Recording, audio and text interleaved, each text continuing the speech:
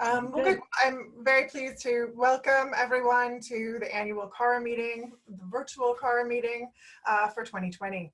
So I'm delighted that everyone was willing to take part in this setting, and really delighted that participants have come to listen and to learn about this important topic. And I hope and trust that in the future, when we're back together face to face, we'll be able to continue this conversation in greater depth and detail. But for now, I just want to welcome everyone and do a couple of introductions and talk about how the meeting will run. We've discovered many things as the MAA has conducted its business online, virtually, things that work, things that don't work. To begin with, we're going to try our very best to mimic the sort of traditional CARA meeting session, where we'll hear from each of our participants, who will talk for about 12 to 15 minutes, and then we'll take questions at the end. What we won't do this year, which is different from other CARA meetings, is hear from each of the affiliate programs or representatives of programs, independent scholars, with a kind of quick 2-minute update. That just seemed a little bit too difficult to navigate virtually. So what Lisa and I want to do is to really implore you, please, please, please send your program updates to the MAA and to CARA so that we can post them on the blog. We're doing some work, which I'll talk about a little bit at the end, with CARA, about thinking about additional resources and strategies to use online links and networks, particularly at this time. So there may be ways that CARA can facilitate that or make some of that information more accessible over the course of this year, as we learn how to become more adept virtual communicators. So the way that I envision today running, and I guess I should start by introducing myself in case there's some folks who don't know me. I'm Ann Lester. I teach at Johns Hopkins University. I'm in Baltimore right now, talking to you from my home office, and I am the current chair of CARA.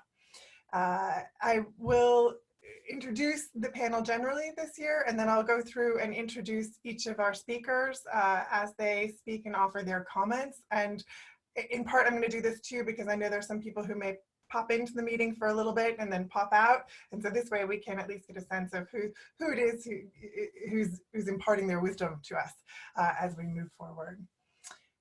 So I'm really delighted that we're having this conversation today. The CARA meeting title that we designated for it for this year's CARA session is Expanding the Medieval. This was a neologism, I think, that the ad hoc committee came up with this year. Medieval spelled with a capital ALL at the end, to talk about and to sort of reference in one word the fact that there are all kinds of medievalists out in the world doing different professional things beyond the tenure track. So really our conversation is going to be about inclusive programming beyond and off the tenure track. And this I think is incredibly important for CARA to take up, and it also addresses the charge open to the MAA and for this particular year, 2019-20, that Ruth also facilitated by convening an ad hoc committee to make room for all medievalists of professional standing. And I think this really draws on CARA's goal of generating greater connectivity between independent, unaffiliated, and practicing medievalists working off the tenure track to deepen the networks that facilitate the kinds of questions and pursuits all of us engage in. And this year's meeting is going to address, I hope, what life is like off the tenure track and how we can better integrate and even just talk about some of these issues, what language we could use, what is helpful to all of us in this process. I'm delighted to have some panelists today who can speak to us about their professional lives outside the traditional academic track and address the mutual benefits of learning what medievalists in all jobs and professional settings do. I think it's very clear to all of us who've spent some time thinking about this and using our skills in different ways that medievalists and the skills that medievalists have helped people in their professional pathways in many different ways, and encourage them in many ways to pursue things that they wouldn't always do in academia. Moreover, understanding, I think, the possibilities and professional lives of all medievalists is incredibly important for those of us who teach and who run programs and who may advise students, particularly for students who have very little sense of what the landscape is like beyond academia. So I'm delighted to say it is rich and diverse, and it's not always easy, but there are lots of things that one can do. So I'm also delighted to welcome several panelists who have taken part on the ad hoc committee and in other professional development committees, thinking about how to broaden this conversation and engage in these ideas. So as we move forward today, we'll hear from 5 different panelists who can comment on these ideas. And my hope, indeed, I think the hope of the whole executive committee at CARA, as well as Lisa and the MAA, is that this will be the beginning of a much longer and more fruitful and expansive conversation as we move forward, especially towards the MAA's centennial year in 2025.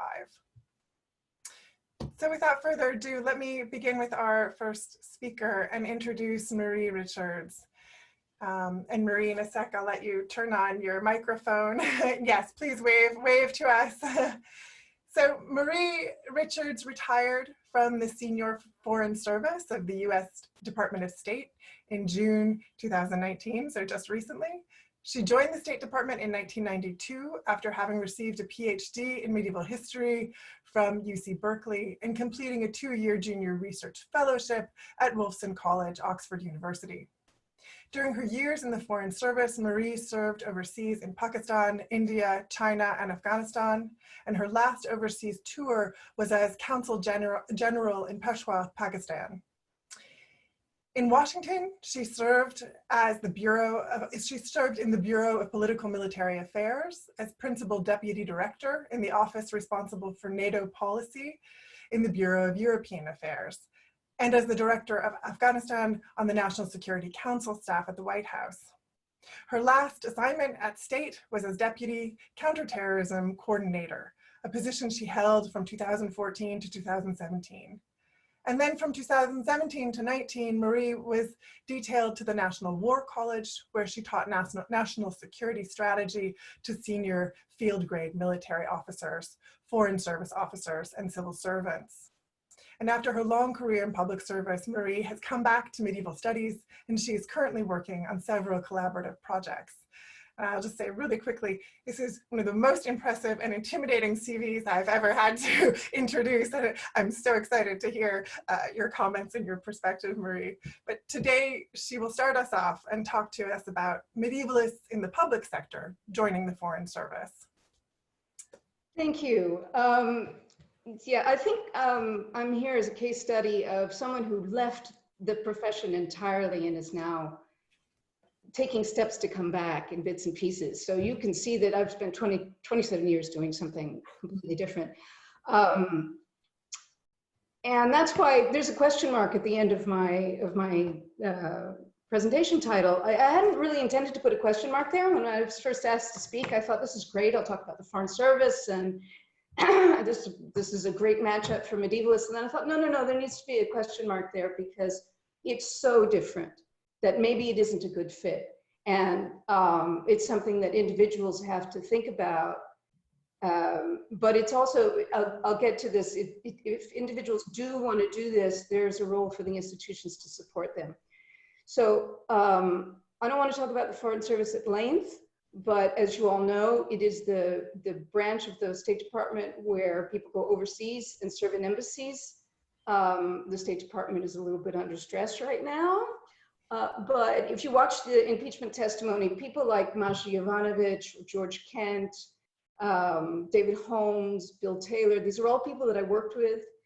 They're people of great integrity who are serving their country in difficult places and difficult conditions. So it is an honorable profession. It's just a little bit under stress. And right now, I have friends all over the world who are trying to help American citizens get back from countries that are suffering. We're all suffering from the coronavirus, but because planes have been canceled and transportation and quarantines and everything else, people are working 24/7 to help American citizens. So it is an honorable profession, and whether it's right for a medievalist is a different question. So one of the reasons, or I have a couple of reasons why I think it's actually a pretty good match, if people are willing to kind of do something entirely different. For one thing, it's pretty much the only public service career I can think of where you don't have to retrain, you don't have to get another degree. It's entry by examination, and we're all actually pretty good at taking exams because we've done it for so many years. And the examination is mostly a general knowledge examination, and then they do a simulation to see how you get along with other people and how you work in a workplace environment. But it's the sort of exam that someone like us can pass, and without having to rack up a degree in international affairs. There are a lot of skills overlaps. They like people who write well. They like people who speak foreign languages. They like people who understand foreign cultures. So our cultures are in the past, but they're certainly foreign. And I think we have a great sensitivity to things like religion and different societal constructions that are helpful in the Foreign Service. There's an increasing component, which is mentorship. And I think that links well with people who've done a lot of teaching. They know how to work with more junior folks. And that is something that the empathy that's required for that, and the awareness and the skills that are required to work with students are things that apply in the workplace. And finally, it's got great job security. And when I joined the second day on the job, they gave us a briefing about retirement and pensions, and I wasn't paying any attention in 1992. But pensions are actually a pretty good thing. So you can retire after 20 years of service at age 50 with a full pension, and that's very rare in this world. There's also tenure, but you can leave at any point. So it's not a bad option for medievalists who are looking to do something completely different. The acceptance rate on the exam is fairly low, so it's only an option. So if any of your students are interested in this, there's a lot of material at www.state.gov. There are recruiters located in various universities around the country who also travel. So I'll just leave that aside. I can answer questions about the Foreign Service separately or in the discussion if people have them. But what happens when you do it? So there are three options, at least. One is to go and not look back. One is to go and then come back, which is what I did. And one is to sort of try and maintain your professional status as a medievalist while you're in this different world. I'll talk just briefly about each of those. Go and don't come back. That's the easiest way. If you can make that break, it's probably the easiest way. But it's also, I think, emotionally hard for people who've committed. I mean, I went around for years saying, I'm a historian, I'm a historian. At some point, I had to stop saying I'm a historian because I wasn't really. I was a Foreign Service officer. For people who are thinking about going into the Foreign Service, it is useful to have a PhD completed. For one thing, there's the psychological relief of not having an ABD hanging over your head. And certainly if you end up never finishing it a lot, which just happens to an awful lot of people, there's kind of regret, I think, that people didn't finish that stage. You also get a higher salary when you join. And if you end up teaching like I did at the National War College, having the PhD, even if it's in a completely different subject, is actually really, really helpful. But don't look back is pretty straightforward. Go work for 27 years and then try and come back to the medieval field. This is where I am now. It's not particularly mainly. You have to accept your limitations. Realize that I'm never going to be, a tenured professor at a mainline university. If I were going to do that, I shouldn't have gone this direction. You need to be proactive in reaching out to people, in designing projects. You have to be willing to retrain. So I've signed up for a couple courses with the Rare Book School, one on digital technologies for medievalists run by Will Knoll and Dot Porter. And I just got accepted into a paleography course run by Barbara Shaler at the Beinecke to start this, to happen this summer if it happens. So you have to be willing to sort of accept that your skills are not current, that the world has changed.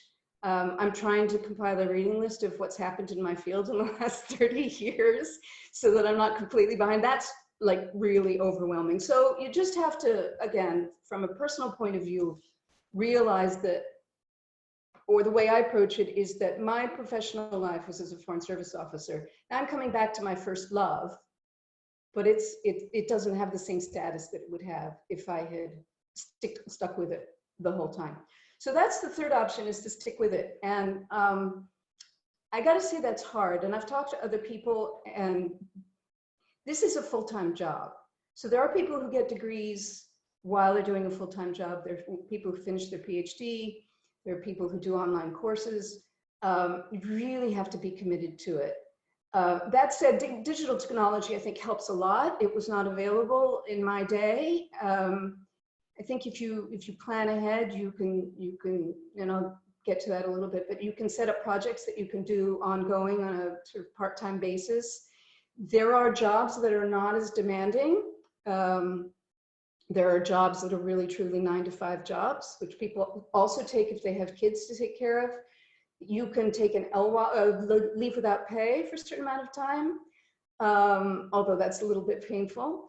Many Foreign Service officers marry other Foreign Service officers, and so it's kind of nice to have an option for what you can do if you are not, and you can't work together because of nepotism rules.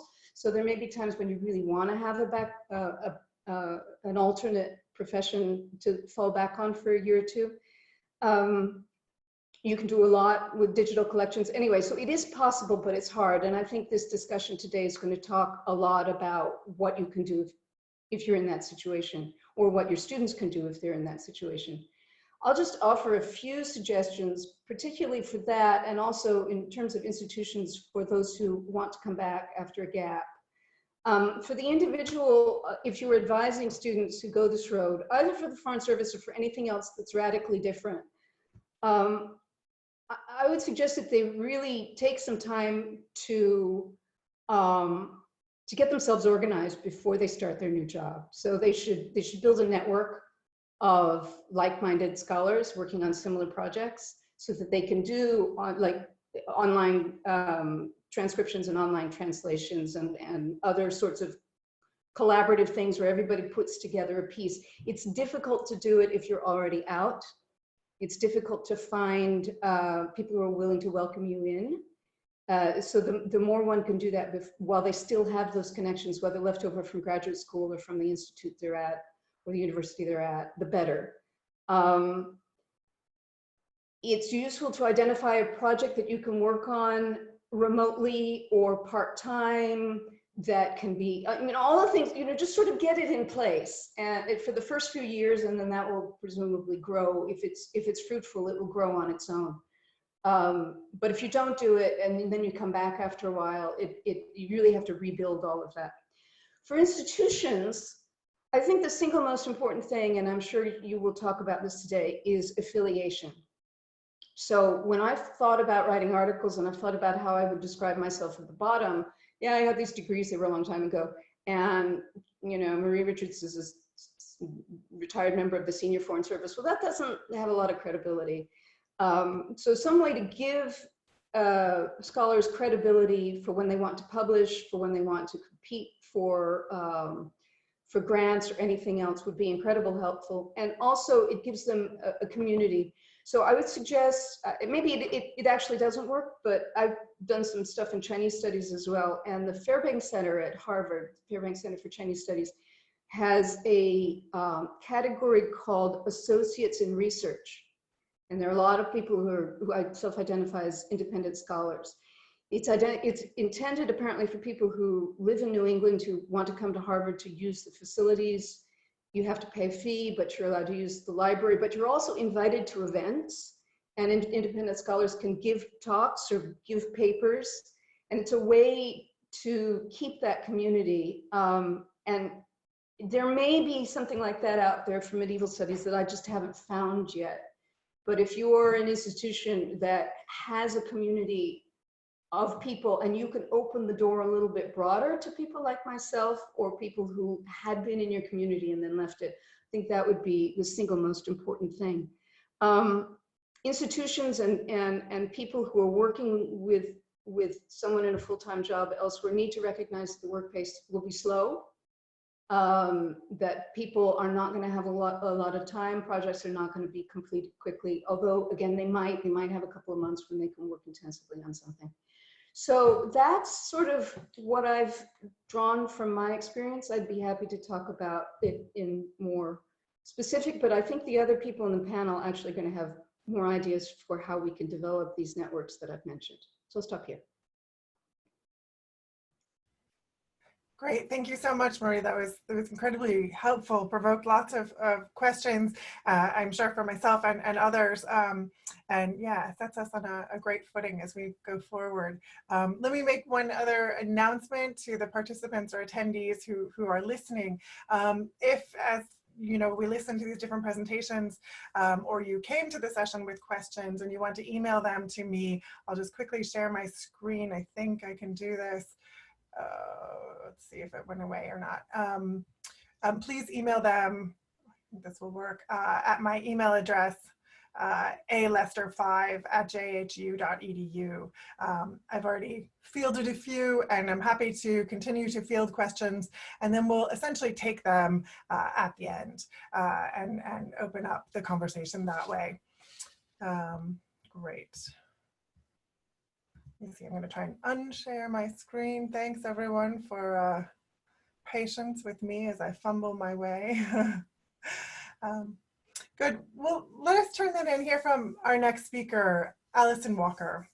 And Alison Walker holds a PhD in medieval literature from UCLA, where she specialized in the history and future of the book and paleography. She has held cataloging internships at UCLA and the British Library, as well as a postdoctoral fellowship at the Center for Digital Humanities at St. Louis University, where she helped to develop T-Pen and Tradimus. Alison has published on medieval and Tudor manuscripts, the digital humanities, and medieval film and music. Currently, Alison lives in Seattle and works as a curator at Amazon Books, where she curates the selection of titles for many categories in Amazon's growing network of brick and mortar bookstores. Alison's remarks today are entitled "A Janus-Faced Approach to Starting Over: Good News and Harsh Truths from Beyond the Academy." Alison, I hope you can hear us. There we are. Good. Welcome. Find all the buttons. And I've geared this talk today. Can you guys hear me first of all? Is it coming out clear? Wonderful. I've geared this talk today very much to help undergraduate students and those just starting to think about leaving, changing roles. And so it feels a little eerie for me to be presenting, especially from my basement, so apologies for that. I was really looking forward to attending the CARA meeting because I don't go to academic conferences anymore. And I never really had a word for why I stopped all my research suddenly. The paper I was writing on an undocumented Penafort manuscript, that book proposal that I'll probably never get to, the short piece on some odd Lidgett manuscripts I'd always hoped to see in Notes and Queries. But after 4 years on the job market, 13 campus visits, 0 job offers, and some pretty intense trauma, I put everything in file folders. I shut the drawer, and I began to deliberately distance myself from the academy. I stopped reading CFPs. I avoided social media for anything other than posting photos of cats and kids. I stopped writing anything longer than a grocery list or a birthday card. And I forced my body, my heart, and my soul to turn 180 degrees away from academia to find some semblance of a career away from the psychic home I had constructed for myself from my first graduate class forward. So the past month's experience living in Seattle with the coronavirus has given me a word finally for this process I unconsciously used as I systemically cut each little spider web of my past life away from me as an academic. I see now that I performed a rather radical act of social distancing from the academy, from myself as a professor, and from my beloved manuscripts. So since I've kept up the social distancing from the academy for the past 4 years, I feel a bit like I'm emerging from an underground bunker, and some reintroductions are in order. So I'm Alison. I'll always be a medievalist and a paleographer, but I used to be an academic too.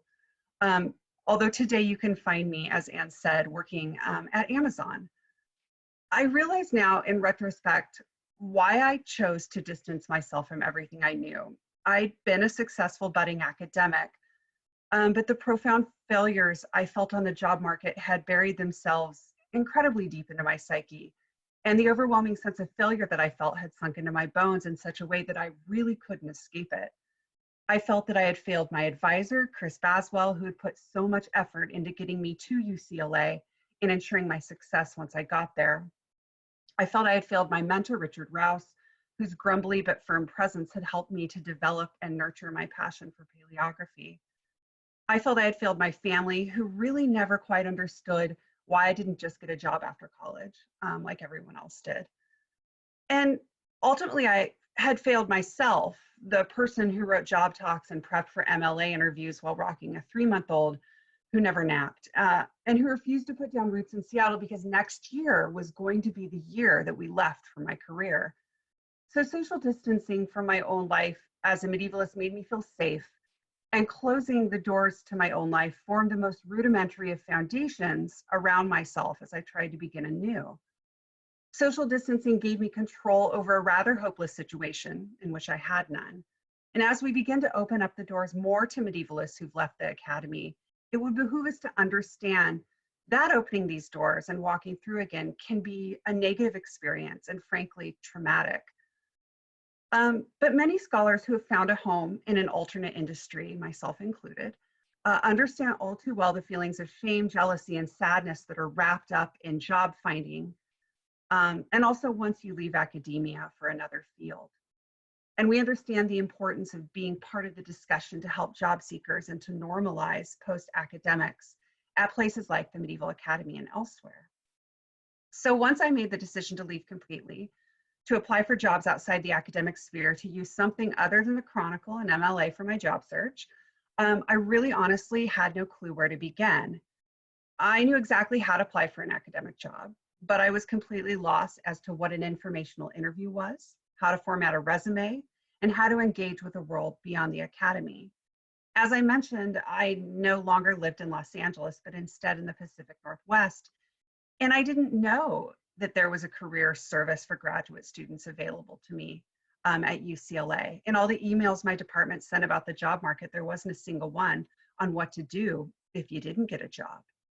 So I was active in my local undergraduate alumni group, and I heard that every graduate could receive 5 free hours of career counseling.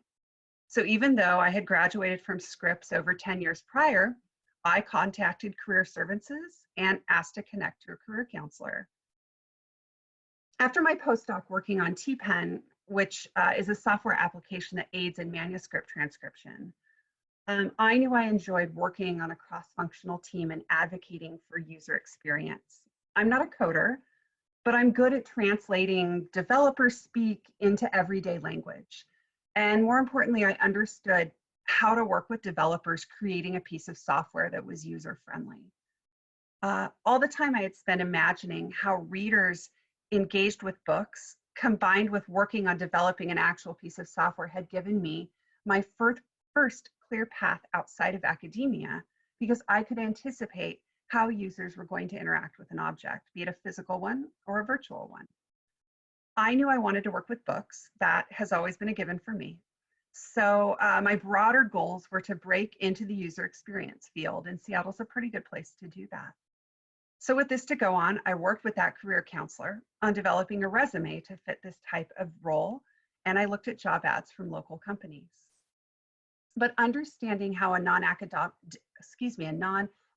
job search works is another topic altogether, and it frankly deserves its own talk. And it's this type of practical job information that's easy for our graduate students to learn if they're exposed to professionals outside of academia while they're in graduate school. Little by little, I figured out the process of informational interviews, job referrals, and coffee chats by myself, and with the help of those 5 precious hours of career counseling. When the curator position opened up at Amazon, it was one of the few times where I saw a job description and I knew I could be successful at it. 4 years later, I'm still at Amazon, and I'm intellectually fulfilled by my position there. I found that it was much tougher to break into small companies because my resume was so strange. I was able to market myself well, but these smaller companies, at least in the software industry where I was pivoting, have their pick of people whose backgrounds are perfect fits for their positions. At Amazon, I've worked closely with other PhDs, people with library science degrees, many people whose careers have taken unexpected turns, but who are also able to translate and transform their experiences. So at these bigger companies like Amazon, they're much more willing to take a risk on people whose resumes look maybe a little strange. In my job as a curator, I handpick the books for a number of categories in the bookstores, including science fiction and fantasy, graphic novels, and art and design, which are things that I read and am passionate about anyway. I build each category using data from Amazon, trends from the publishing industry, and my knowledge of each category as a reader. I also work on new features and innovations for the stores. I analyze data. I develop new concepts for our customers. I'm at my happiest in my job when I'm able to connect readers with an inclusive and diverse array of books and authors. At first glance, my career in the publishing and tech sector has little to do with my life as a professor and book historian, but my training as a medievalist, cataloger, and professor was formative to how I think about books and how I view my work now as engaging with the future of the book, just not in the way I thought it would originally. I've always conceived of my scholarly work broadly and balked at the need for to over-specialize in a sub field in order to be successful. I think that's one of the reasons why I found a happy home cataloging manuscripts. Cataloging wasn't narrow. It insisted on a knowledge of art history, theology, literature, on book bindings, on letter forms. My happiest moments as a scholar were the seconds between a closed and open book, when the manuscript could be from anywhere and on any topic. Before I left academia, my research had turned to focus on a multidisciplinary project that paired the paleographical concept of ductus and traced it across technologies in order to understand how this historical concept could guide us as we create new modes of writing in the digital age. Understanding my work as a book historian and paleographer beyond the medieval and into the digital was quite instrumental in reframing my experience as a scholar beyond the academy. And it's my interest in the future of the book in all its forms that gave me a thread to follow as I started work at Amazon. As a cataloger, I was used to making data-driven arguments. I'm painting in broad strokes here, but the long and the short of it is that the parts of my brain that were active and happy as a cataloger are active and happy as a curator at Amazon. I have a newfound love for data visualization and Excel formulas. And I often think to myself, I want to teach this, or I wish I could tell graduate students to take a class on working in numerical data. My team is small but mighty, and we all love books, make nerdy jokes. We love our jobs, even if we are working from our home offices right now. But back to social distancing. Too many people, the moment between the academic and the post-academic worlds is that, that's the precise moment where they need the most help. But let's be honest, that's really the point where there's very little help to give, or at least there was when I was leaving the academy. And I really don't think these people should have to make this jump from the academic to the post-academic alone. In fact, I propose there should be no jump. I think the most valuable role of an organization like the Medieval Academy in centers and programs could be as a bridge between the academy and any other number of options for graduate students. At that point in a PhD's career is the exact moment where departmental distinctions fall away and larger programs and centers can step in and offer programming to graduate students and PhDs who are moving beyond the academy. So my honest answer when asked how we can help medievalists beyond the tenure track is to start career discussions with them when they're baby medievalists, their first year of a graduate program, and to never, ever stop those discussions. I've thought about this a lot, and I feel like maybe instead of working on my research when I was social distancing, I was actually coming up with a way to destigmatize non-academic careers. And I think a lot of this work should be done at a departmental level, no question. From including graduates whose jobs fall outside of academia in graduate placement lists. They're often not, mine certainly isn't. To inviting alumni speakers outside of academia to speak to graduate students. And this is something that many of us I know are incredibly interested in, speaking to graduate students. So I know that all you guys would have to do is ask, and I'm sure we would come and speak. But important work can be done by the Medieval Academy regional centers and programs to encourage participation by those who are no longer working on the tenure track. Having sessions like this is a helpful start, and it's the first step to an MAA that does more than simply acknowledge that many of its members are not on the tenure track, but works towards inclusivity for them.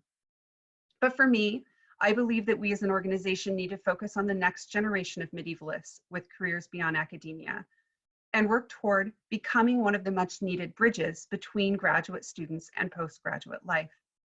If we really believe as an organization and discipline that the voices of scholars outside the academy are important, then we should work on building the inclusivity into programming dedicated to multiple career paths, both inside and outside of academia.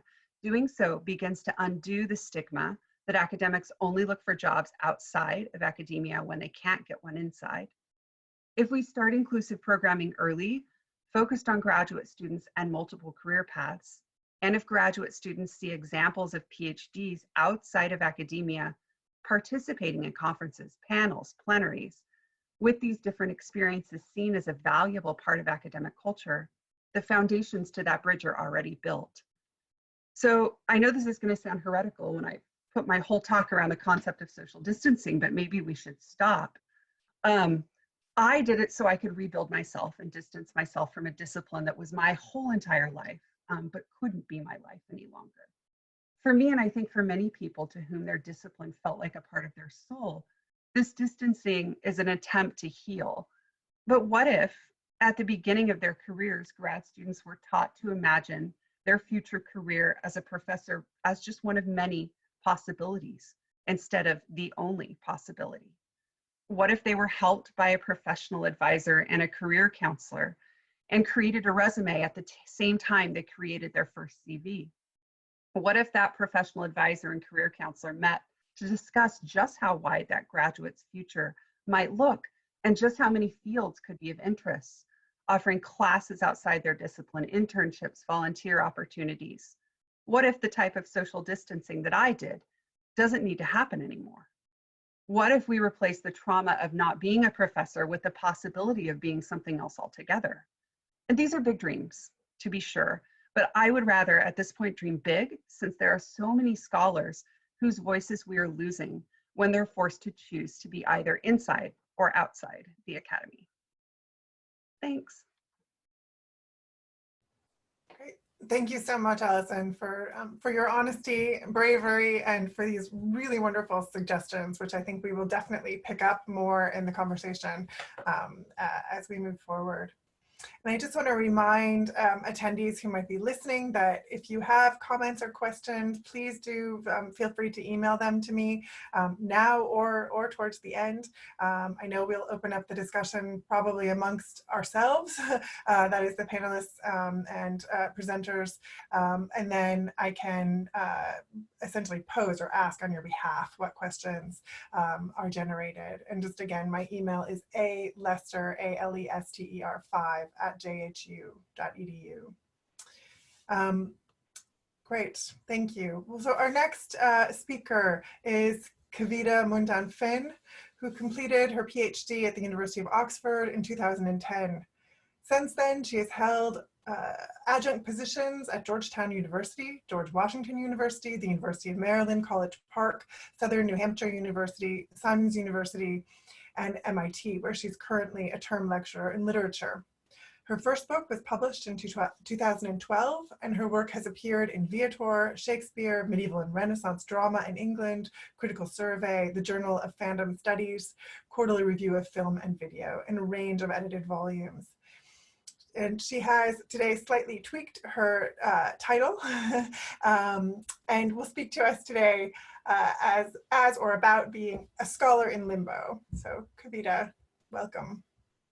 Hi there. Thanks so much. The two presentations so far have been really, really thought-provoking and fascinating. And I do want to say that my talk is going to overlap a little bit with Alison's. She and I have had similar experiences, at least at the start, but she went one way and I went another. So hopefully that will be potentially useful for people to hear about. So, as is perhaps not a surprise to any of you, the remarks that I had proposed for this session last year are perhaps a little bit different from what I will be presenting today. There are several reasons for this. The first obvious reason is that the world today looks substantially different from the world in November of 2019 when I was asked to be on this panel. The second is that my own situation has also changed somewhat, although the bits that remain is what I'm going to be focusing on today to the best of my ability. This year was supposed to be my first time presenting my research to the Medieval Academy of America. I did participate in a special session a couple of years ago featuring Geraldine Heng and Sharon Kinoshita at the Atlanta meeting, but I was unable to attend in person, and our panel chair, Nahir Otanyo Gracia, was kind enough to read my remarks on Orientalism in Game of Thrones, which I confess felt fluffy in comparison to the excellent scholarship of my peers. This is a feeling with which I have been intimately familiar from the start of my academic career, and it reflects what I can, in hindsight, claim as my own liminality within my chosen fields of study. My scholarly engagement with medieval culture has always sat alongside my fanish affection. Disney's Sleeping Beauty, framed in an illuminated manuscript, the Arthurian mythos beginning with T.H. White and Rosemary Sutcliffe. To me, the medieval has forever been bound up in its later iterations, versions, reimaginings of itself. This goes hand in hand with my love of historical fiction more generally, and my interest in the recurrence and adaptation of certain tropes over temporal and geographical borders. But this has also proved a challenging set of research interests to navigate, particularly as a minority scholar.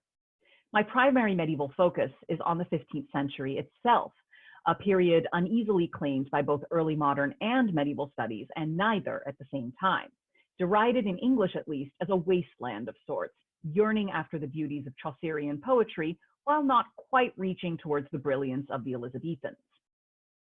I too sit poised between fields, history and literature. I sit poised between periods, medieval and early modern, languages, English, French, and Italian, approaches, medieval and medievalism. I'm a woman of color, and much of what I study, queenship, Shakespeare's history plays, popular medievalism, Arthuriana, Game of Thrones, does not explicitly include anyone who looks like me, except as occasional window dressing.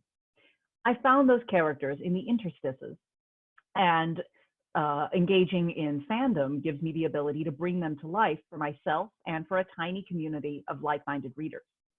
It also allows me to negotiate my own affective engagement with the medieval alongside the deeply rooted whiteness of a field that has in many ways rejected me from the start.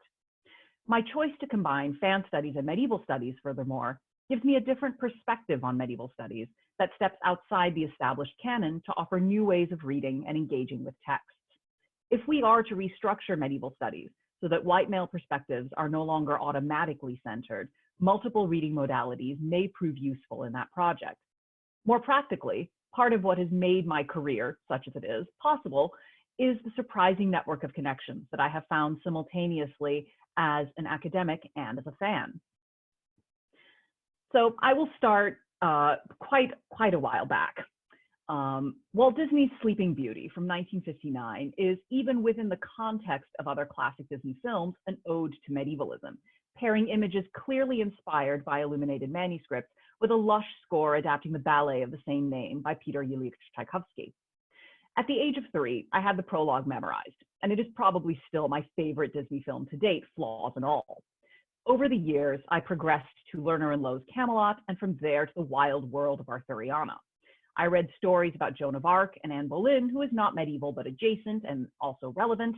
At 13, I stumbled into the Wars of the Roses in a historical novel, which, alongside a growing interest in Shakespeare around the same age, gave rise to my entire academic career thus far. I have never been able to settle on a single field of study. This is in part a reflection of my own privilege, as I've never really needed to. Unlike so many of my first generation peers, I wasn't forced into a particular career path. By the time my parents realized I had fallen into the humanities, it was too late for them to do anything about it. And to their credit, they've supported me despite having no idea what I do. And all other things aside, there is a doctor in front of my name that they can point to, even if it's the wrong kind. I still remember my undergrad advisor at Ohio State University informing me that if I wanted to go to graduate school, I needed to specialize.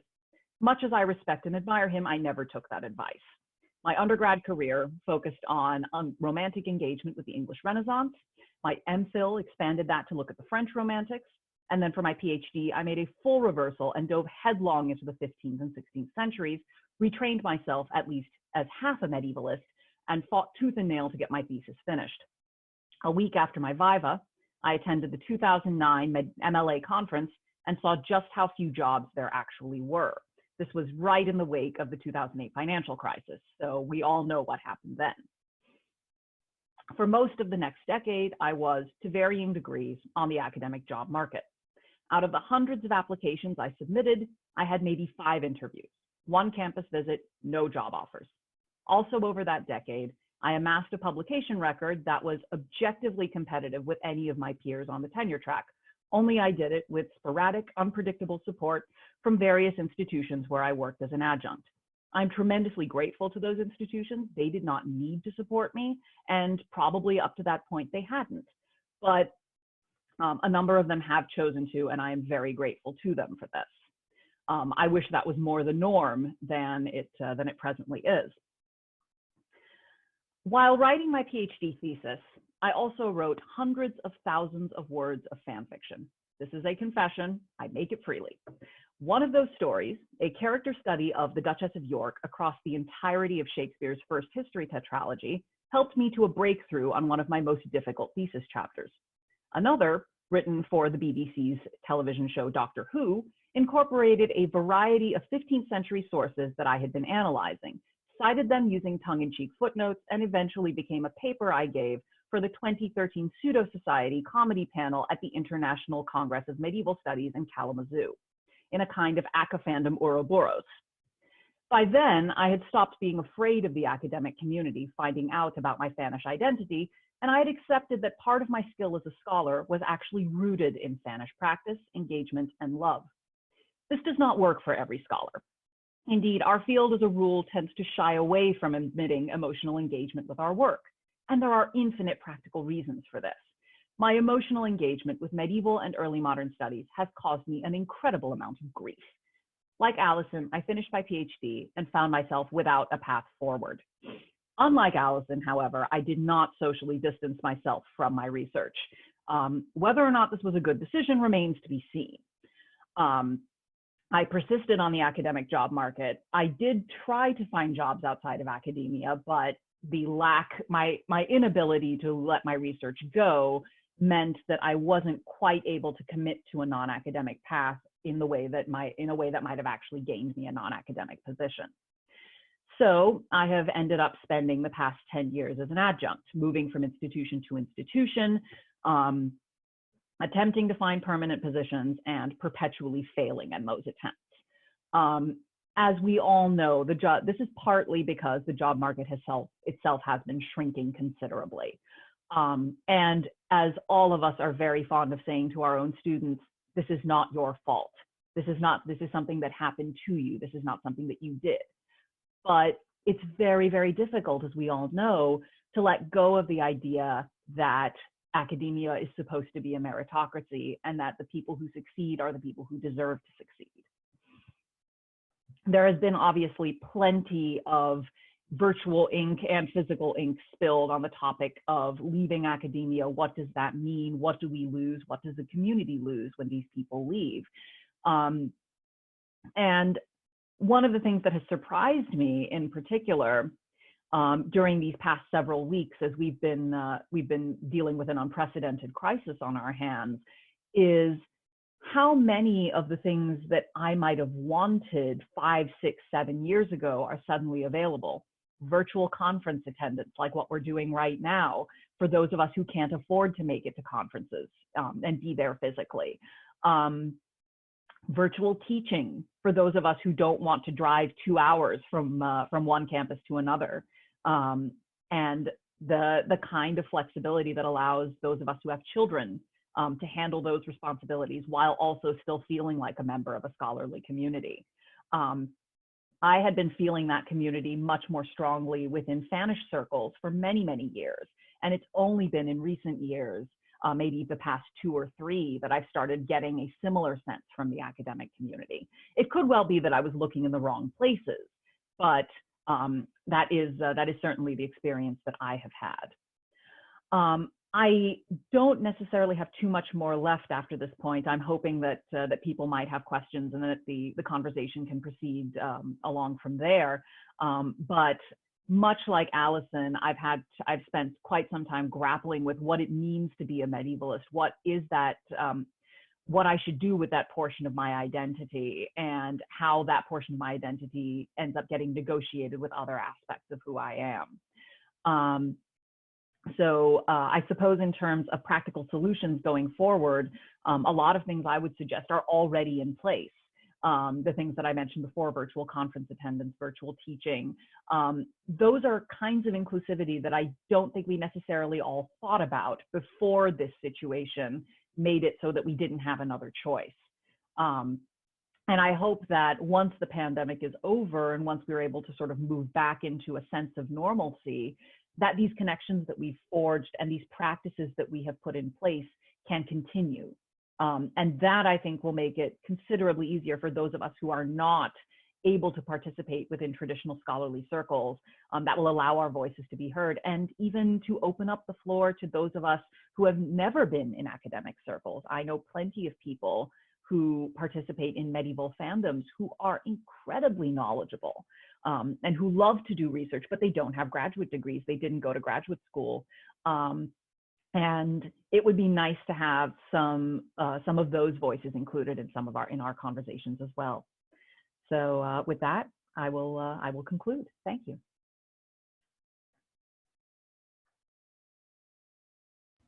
There we go. Still mastering Zoom. Sorry about that. Thank you so much, Kavita. That was incredibly useful to think about. And I think some of your suggestions, particularly this new world that we find ourselves in, communicating virtually, I too have a great deal of hope for where this is going to take us, because I think we can see many, many positive benefits.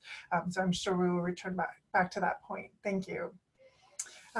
So our next panelist today is Sarah Davis-Secord, who is Associate Professor in the History Department at the University of New Mexico. Her research focuses on trade and communications in the medieval Mediterranean, especially Sicily and southern Italy. And her first book, Where Three Worlds Met, Sicily in the Early Medieval Mediterranean, was published with Cornell in 2017. And Sarah has served on the CARA Executive Committee and has done a tremendous amount to push the conversation on professional diversity forward, particularly within the institution that she works and among other institutions. So today she'll talk to us about putting professional and career diversity into practice in graduate training. Sarah. Can everyone hear me? Mm-hmm. Great. Thank you, Anne. Thank you, Lisa. Thank you, Laura, for putting all of this together at the ad hoc committee level, and thanks to the panelists before me. Those were great, and I just have so much to sort of talk about with you, so I hope we'll have time at the end. And I'm so glad that we've been able to do this. Thanks to everybody who is participating virtually. I hope my lighting is okay. I'm kind of the odd person out here, right? Because I'm a graduate educator. I'm not a person who has done any of these other outside of the professoriate jobs. And so I want to make it clear from the beginning that my position in this conversation is and always has been that of a learner, of a listener. I'm not the expert when it comes to jobs beyond the professoriate. So just a little bit as I start to tell you about why I'm here then. My department, the history department at the University of New Mexico, has for maybe 6 or 7 years now, I can't remember which year we started, been involved with the American Historical Association and Mellon Foundation joint project on career diversity. So this AHA Mellon project, this career diversity initiative, picked 4 universities, 4 history departments around the country to be pilot programs. And so we like to brag that at the University of New Mexico, that we and our 3 peer institutions, Columbia, UCLA, and the University of Chicago, were all picked. That's the joke, right? But the reason that I think that we were picked is because we do have a very long history of having our PhD alums go into a wide variety of jobs. We have, for a very long time, been placing, right? Having our PhD alums take up jobs in museums, in libraries, as state historian for Colorado and New Mexico, being a historian for the Forest Service and various things like that. So we have actually a lot of experience with that. But when I first became, I as a medievalist first became aware of this initiative, I said, well, that's really great for American historians, right? That's really super for people who work on the US Southwest, and then they can move into a department, into a position that kind of fits with their regional framework. What do we do as Europeanists, right? There's no museums, libraries, that kind of thing here in New Mexico or in the US Southwest that has anything to do with medieval anything or European anything. But as I became more aware of what we were doing and what the stakes were for this initiative, I became more and more convinced that actually Europeanists, medievalists, do have something to contribute, right, to this conversation about doing lots of different things, and really, frankly, that we have to. I think that this is absolutely vital for a number of different reasons. I think one of the reasons I've become convinced that it's vital is because if we're only training our PhD students to be professors, we're going to, quite frankly, I think, lose PhD programs, right? I think that there's the history of our disciplines are going to have to expand what we're training our students to do, or else with the failing job market, we're not going to, many programs like my own are not going to survive, right? We're not going to be able to train medievalists if we're not training them for lots of different things. The other is something that that a number of the panelists so far have mentioned, and that is the psychological aspects, the emotional aspects of what it does to our students if we tell them that they're only being trained for one thing, and maybe they can't do that thing, and maybe they don't want to do that one thing. And so I think that for us as graduate educators, one of the really key things that we can do is to let our students know, I think it was Kavita said, from day one, we have to be letting them know that we are okay and more than okay with training them for whatever they want to do. And I think that there's a very important role that we as graduate educators can play in making our students feel involved. And it was Alison who said, including alums. And that's one of the things that we have done as a pilot program with this AHA Mellon program, is that we have brought our alums back, we've interviewed them, we've had panels with them.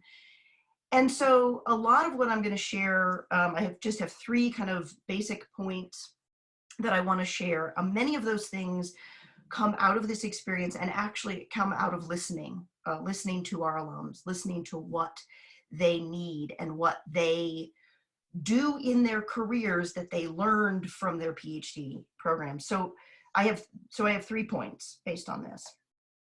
One of the first points is that we are already, in many ways, teaching the skills that people need and use in their careers beyond the professoriate.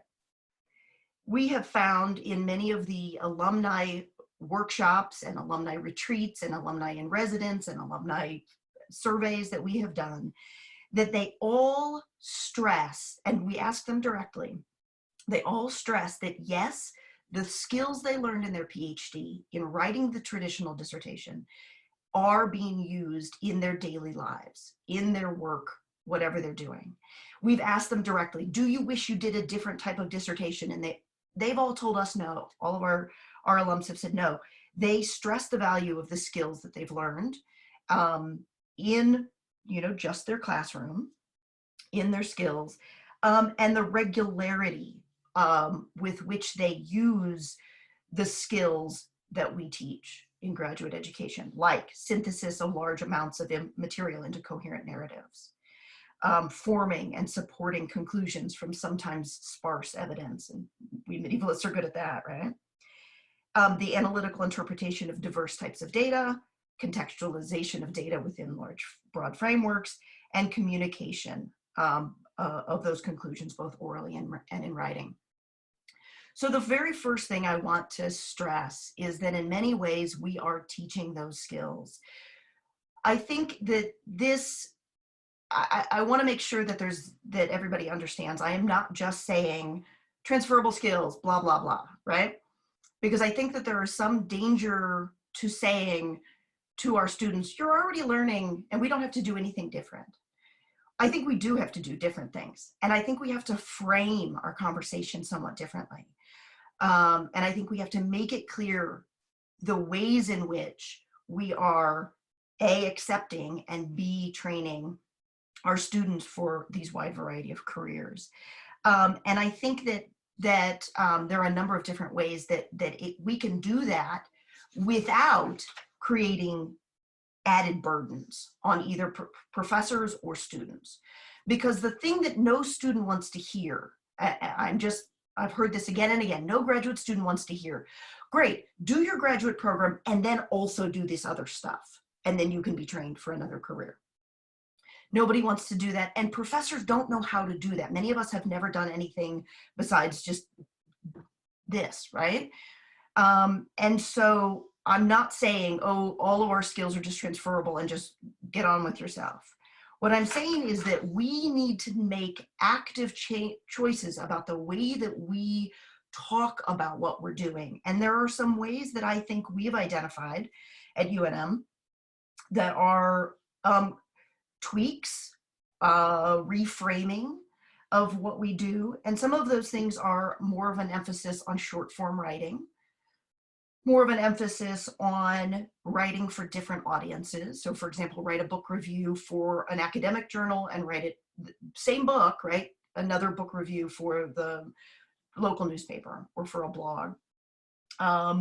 Or taking your academic research and presenting it to an academic audience in a short, 2-minute pitch, or to a policymaker, and how your research is different if you do those different types of presentations.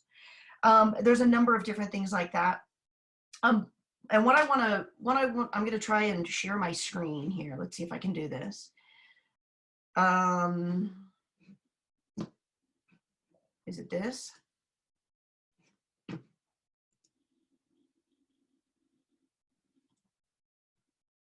Okay, I think you can see my screen, and it says historians.org. Okay, yes, somebody?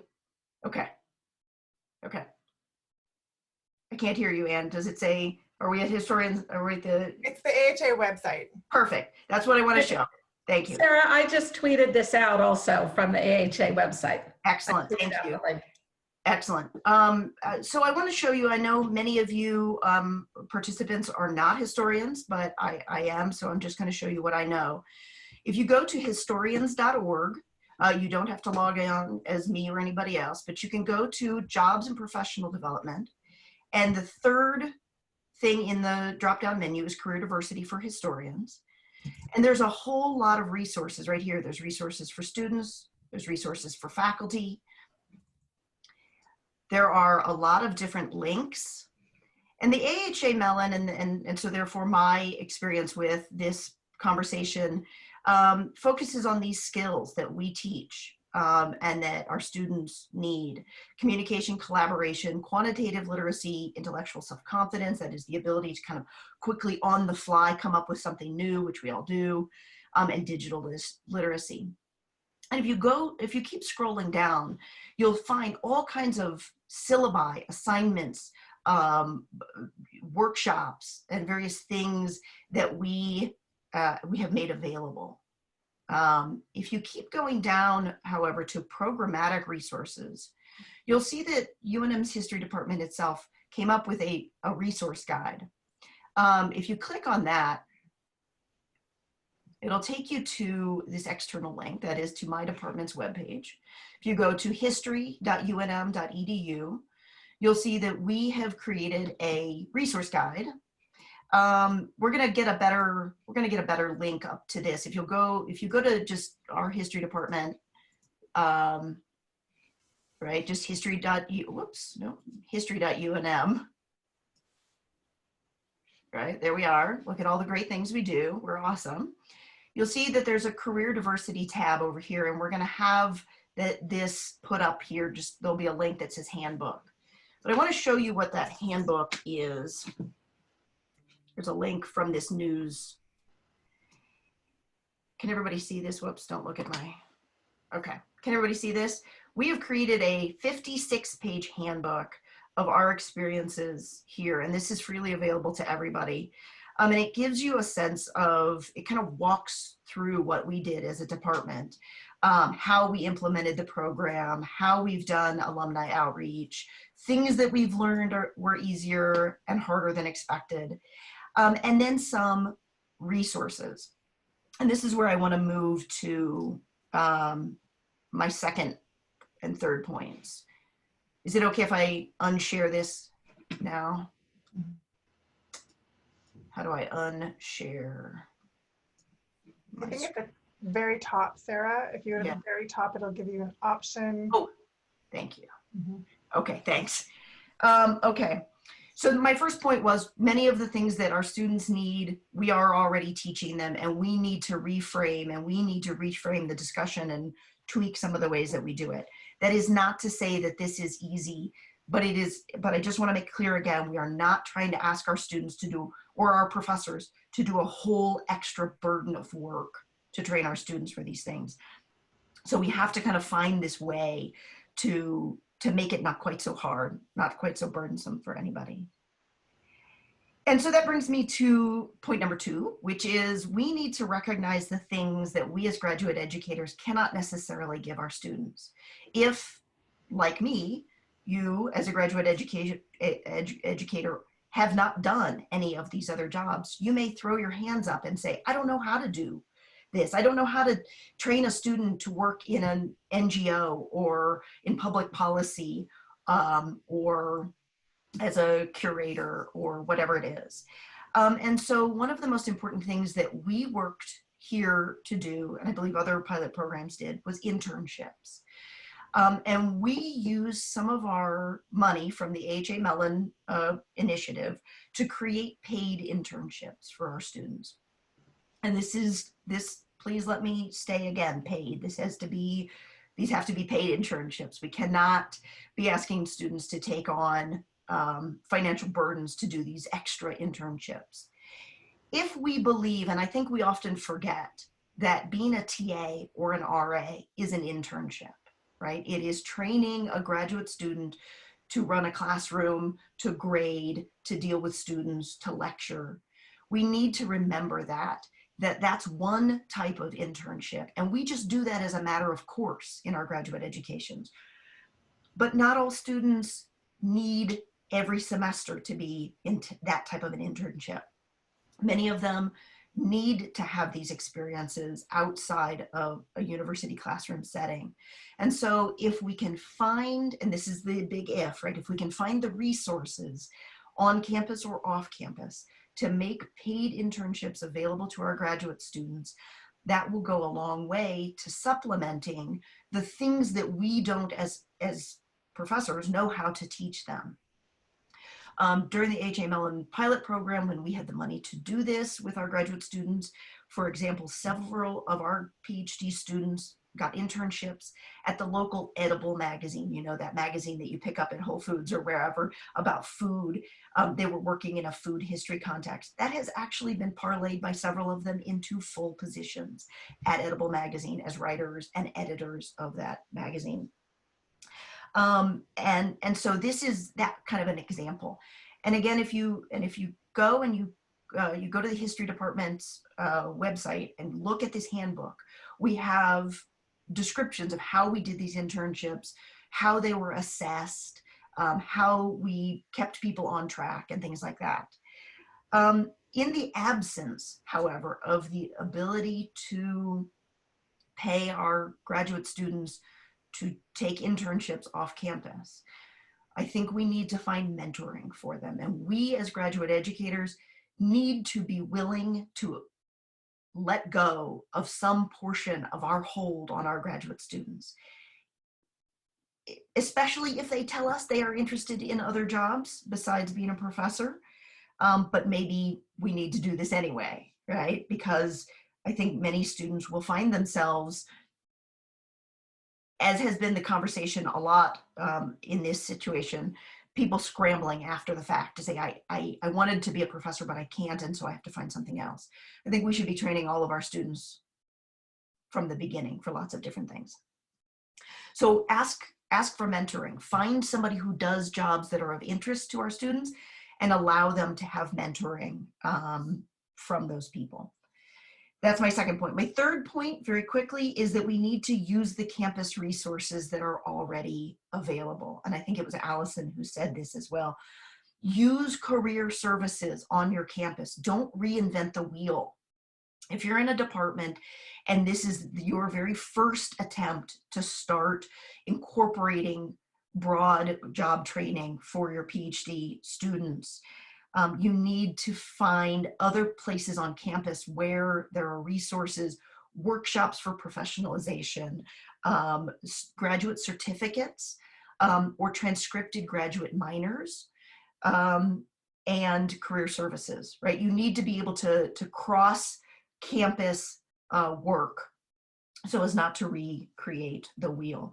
One of the things that we did in our department was, because it was slightly more manageable, we started with the MA program and we completely reconfigured the way we did an MA.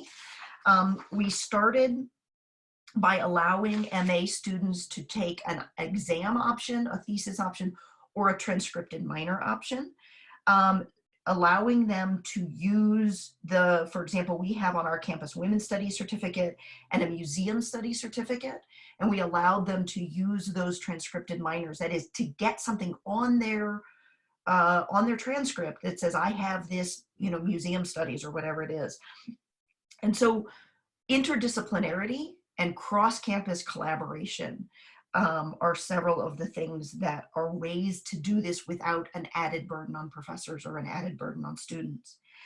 So interdisciplinarity, cross-campus collaboration, refiguring our career, you know, discussions with students. One of the things that we have not just frankly been successful at, but thought and talked a lot about, and you may want to consider, is the idea of reconfiguring your intro class. You know, whatever your intro #1 class is, for us it's, you know, historiography, sequence. Can you include ways of having other people with other careers come in and talk or things like that? I think there's a lot of different ways that different departments can do this. But I will leave this here because this is the kind of bulk of what we did. But I want to stress again what Alison said about including your alums, because they're the experts in this. They're the experts in being out there doing all these other careers.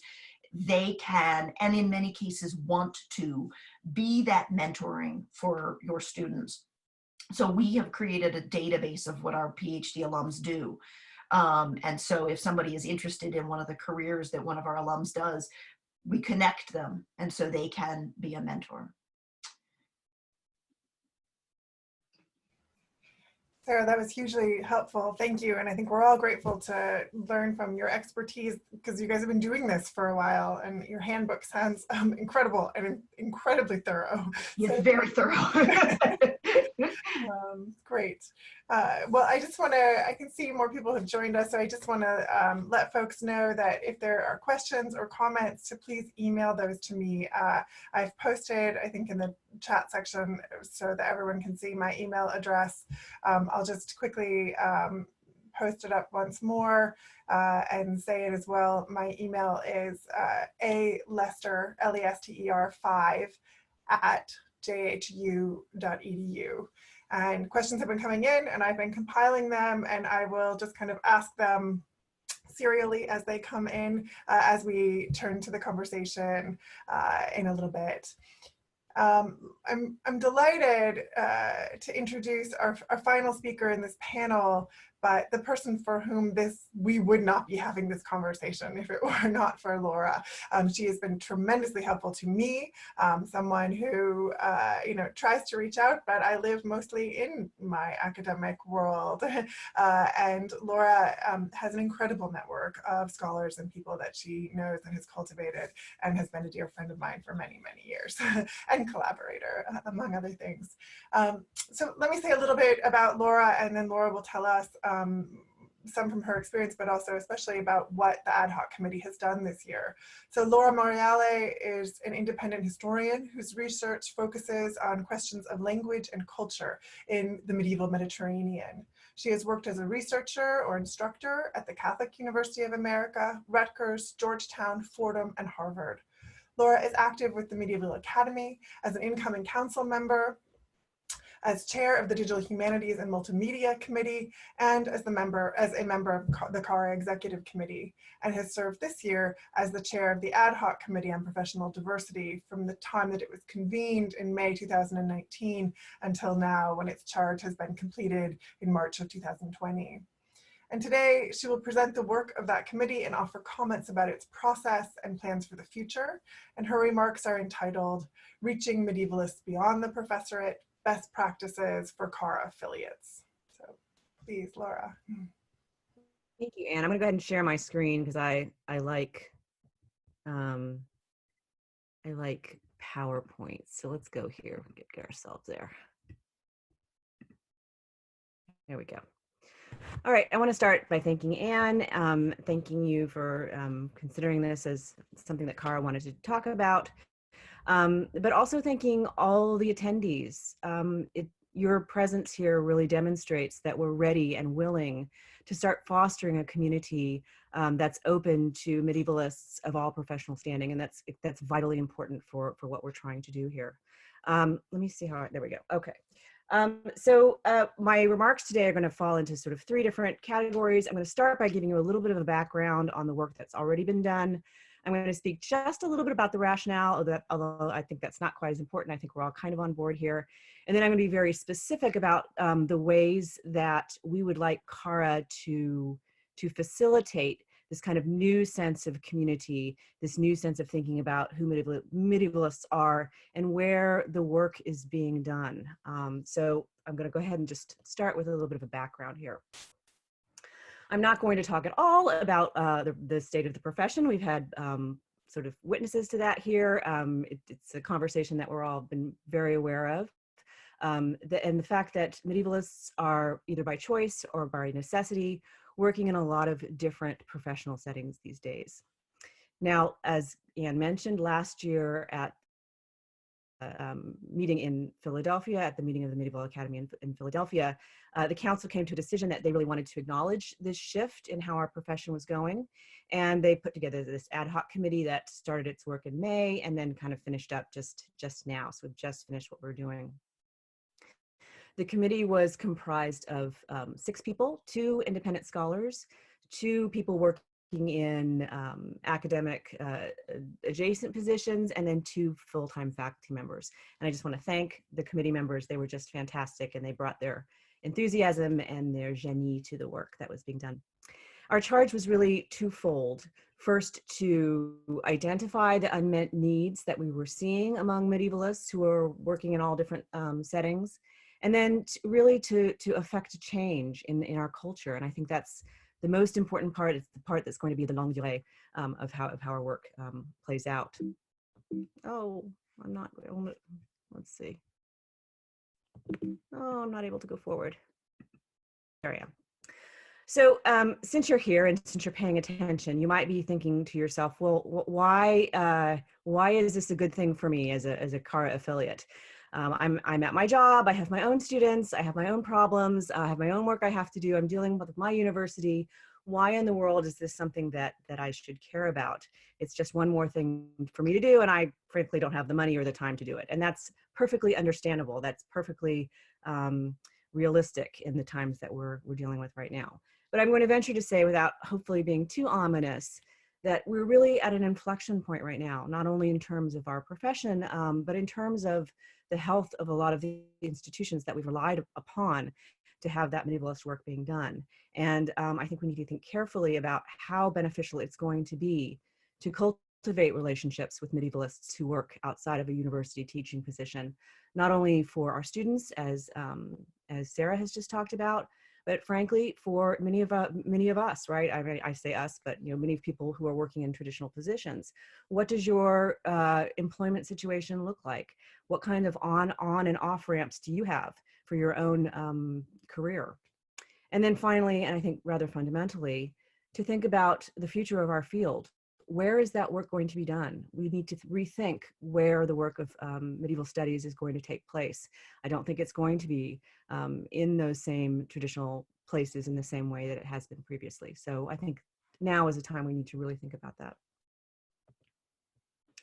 Now, one of the first things that the ad hoc committee did was to put out a survey to try to get a really good sense of the needs that were not being met by all sorts of medievalists working in different kinds of positions. And we sent this survey out on any channel that we could find, through MAA email, through Twitter, and all the sort of social media platforms. And we came back with what came back was 700 responses, or more than 700 responses, which is an amazing amount of data to come in. And the concerns were really, could be placed in 4 different categories. And they all had to do in some way with a lack of access, either access to the raw materials of our practice, be it digital or in person, right? Lack of access to those ongoing intellectual communities, to the ability to talk to other medievalists about the things that we're so passionate about and interested in. Lack of access to the places where our work is published, that is in journals as readers or reviewers, in book series, and in conferences. People are perhaps not being welcome into conferences in the way we'd like them to be. And then finally, access to funding and prize opportunities that are open to other medievalists. We can talk about that later, but that was definitely one of the issues. So as the committee was continuing its work, we came to the realization that, in fact, the CARA affiliates are one of the primary points of contact and most vital points of contact for the work that we would like to complete. And why is this? It's because the person-to-person interaction is so key. Certainly when you decide you're going to go into medieval studies, you're excited about talking to other people who are also interested in that, right? But more than that, that you're there on the ground. Your programs are there. You're the local presence for medieval studies for so many people in your catchment area. And so we are appealing to you really to help us as we think through this reimagining of our community. But we didn't want to just say to you, all right, go do it. We wanted to give you some really practical tips and ideas about how that might take place. So we put together a list. Here you can see it at this tiny URL. I've made it public, CARA Best P. If you'd like to, you can go and take a look at it now as I walk through it. But I think Lisa is going to go ahead and post it also on the Medieval Academy website. So there'll be access to that after this presentation today. And so in terms of what things CARA affiliates or programs can do to help with this new configuration of our community. Laura, Yeah. I'm tweeting it. I'm tweeting it too. So. Thank you so much. And actually, I think I must have missed a couple slides, but that's fine. We'll just go from here. is that we need to find local medievalists, we need to engage local medievalists, and we need to support local medievalists. So I'll just go through each of these categories one by one and sort of talk through them. So as we were speaking with medievalists and with programs during the time of, during this past year, one of the things that I found out is that there are a lot of medievalists who say, oh, you know, I can't get access to this intellectual community. I just don't feel connected to the medievalists or the programs here. And the programs would say, well, you know, we just can't find those medievalists. Where are they? So what I want to emphasize here is that this seems to be a problem that's happening from both ends. And it's important that we talk about it so that we can solve this also from both ends, right? And so what's one of the easiest things to do, we've just talked about it, and several panelists have already talked about that, is to make sure that you include local alumni and medievalists who work in other sectors in your, you do that purposefully within your programs and whatever it is that you do, right? So that's an easy first step. A second thing to do, and here's our term medievalists again, right, is to identify medievalists by speaking to people who are on campus and asking them about their connections. Now, obviously, we all know that this is how this works, right? It's someone's friend, a member of their cohort who's a medievalist and working in a different sector. It's their spouse. You know, obviously these connections are real and are there, and it's just a question of looking for them. Also, to think about looking at your mailing lists. Perhaps send out an email to your current membership to say that you're looking to bring in more medievalists, those people who are working in different professional settings, to bring them into the community more purposefully. And finally, just something easy that you can put on your website is something very evident for anyone who's looking to know more about what's going on at your program. Just put something big on there that they can click so they can sign on to your email list and they can get involved that way. So something right there on your website. So finding medievalists. Now, engaging local medievalists. And I think a lot of these suggestions are pretty common sense. Obviously, you're going to want, once you found them, you want to invite them to your events. Invite them to present their work on campus. I think this is really important. We've talked a lot about how you might have alums come back and talk about their new work, but maybe they want to come back and talk about medieval stuff, their medieval work. And I think demonstrating to students that you can still be part of an intellectual community, even though you work outside of that academia, I think that's vitally important. Ask them to chair conference panels, to act as respondents, to invited speakers. That's an easy way to not have to give an entire paper, but still be part of the conversation. Perhaps ask them to serve on dissertation or MA thesis committees, depending on their expertise. Perhaps to mentor current students, either on the academic subject or, once again, working outside of academia. And then these last two ones I think are pretty creative.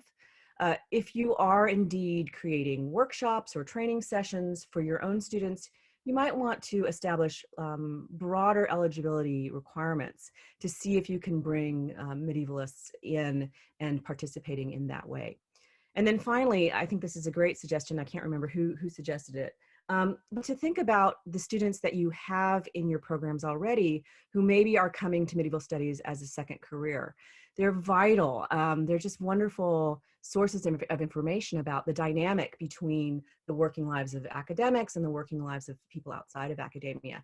And they certainly can help give you ideas about how you might engage people more broadly. And then finally, supporting local medievalists.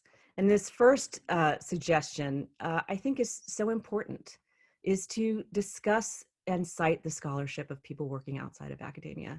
It really validates what we're all doing and demonstrates that these different perspectives can be of value. So that's an important one.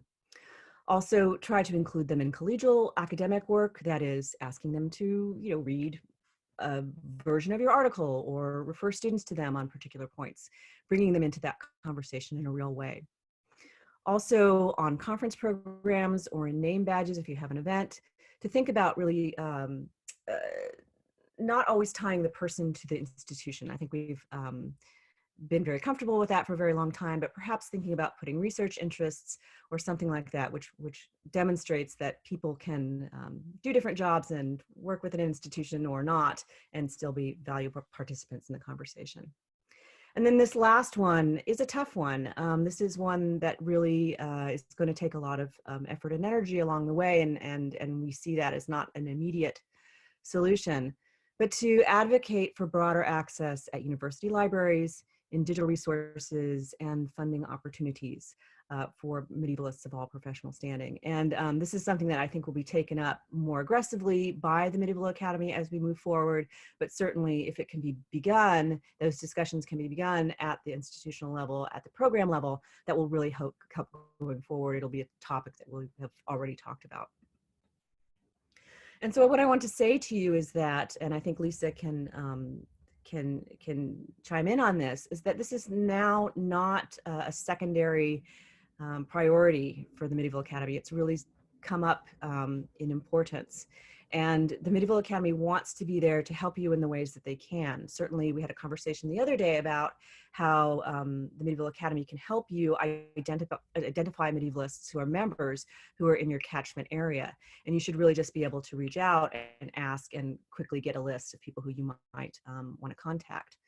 Similarly, CARA and certainly the folks who were on the ad hoc committee are also ready to listen to you, to see what ways we might be able to help you. And we really want to hear about strategies maybe that you've implemented that have been helpful.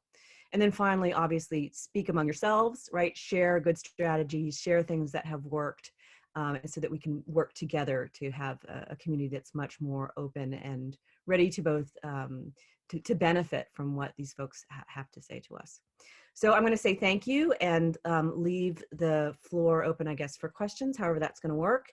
But once again, I really do want to sincerely thank the Academy and all of you who are here for thinking creatively about who we are. Appreciate it very much. Thanks. Can I jump in and just sort of talk a little bit about what the Academy is doing and what we hope to do going forward? Sure. I'll just say a quick thank you to Laura, both for your service on the committee, for being here, and just ask a quick question, although Lisa, you may speak to this, which is that, Laura, is there a page of sort of, again, this is an awesome and useful PowerPoint, but best practices that the committee came up with that we can link and share? Absolutely. Lisa, that's going to go up on the Medieval Academy website? Oh, for sure. And I also just tweeted the tiny URL. So right, it's the same thing I just said. Yeah. Okay. Can you stop sharing there, Laura? I'm trying to see. Sorry. Oh, wait, I think I can do it actually because I have all the power. I'm having a hard time here. There we go. Oh, great. So I just want to add my thanks to Laura, well, to all of you. These were incredibly important. Thank you for sharing your stories. I know how hard it can be to, I worked as an unaffiliated scholar for 25 years. And so I really know from firsthand how difficult it is to try and find acceptance in a community that really is governed by the rules of academia. It's really difficult to hold your head up and be out there trying to do your work and get some credibility and some acknowledgement. I'm really grateful to all of you for sharing your stories with us and your work. And also to Sarah and Laura for their work on the ad hoc committee, which really has done such important work. And I'm so grateful to everyone who served on that committee. Just the two things that I wanted to add were, first of all, the Medieval Academy has funding available right now for scholars who are working outside of academia beyond the tenure track.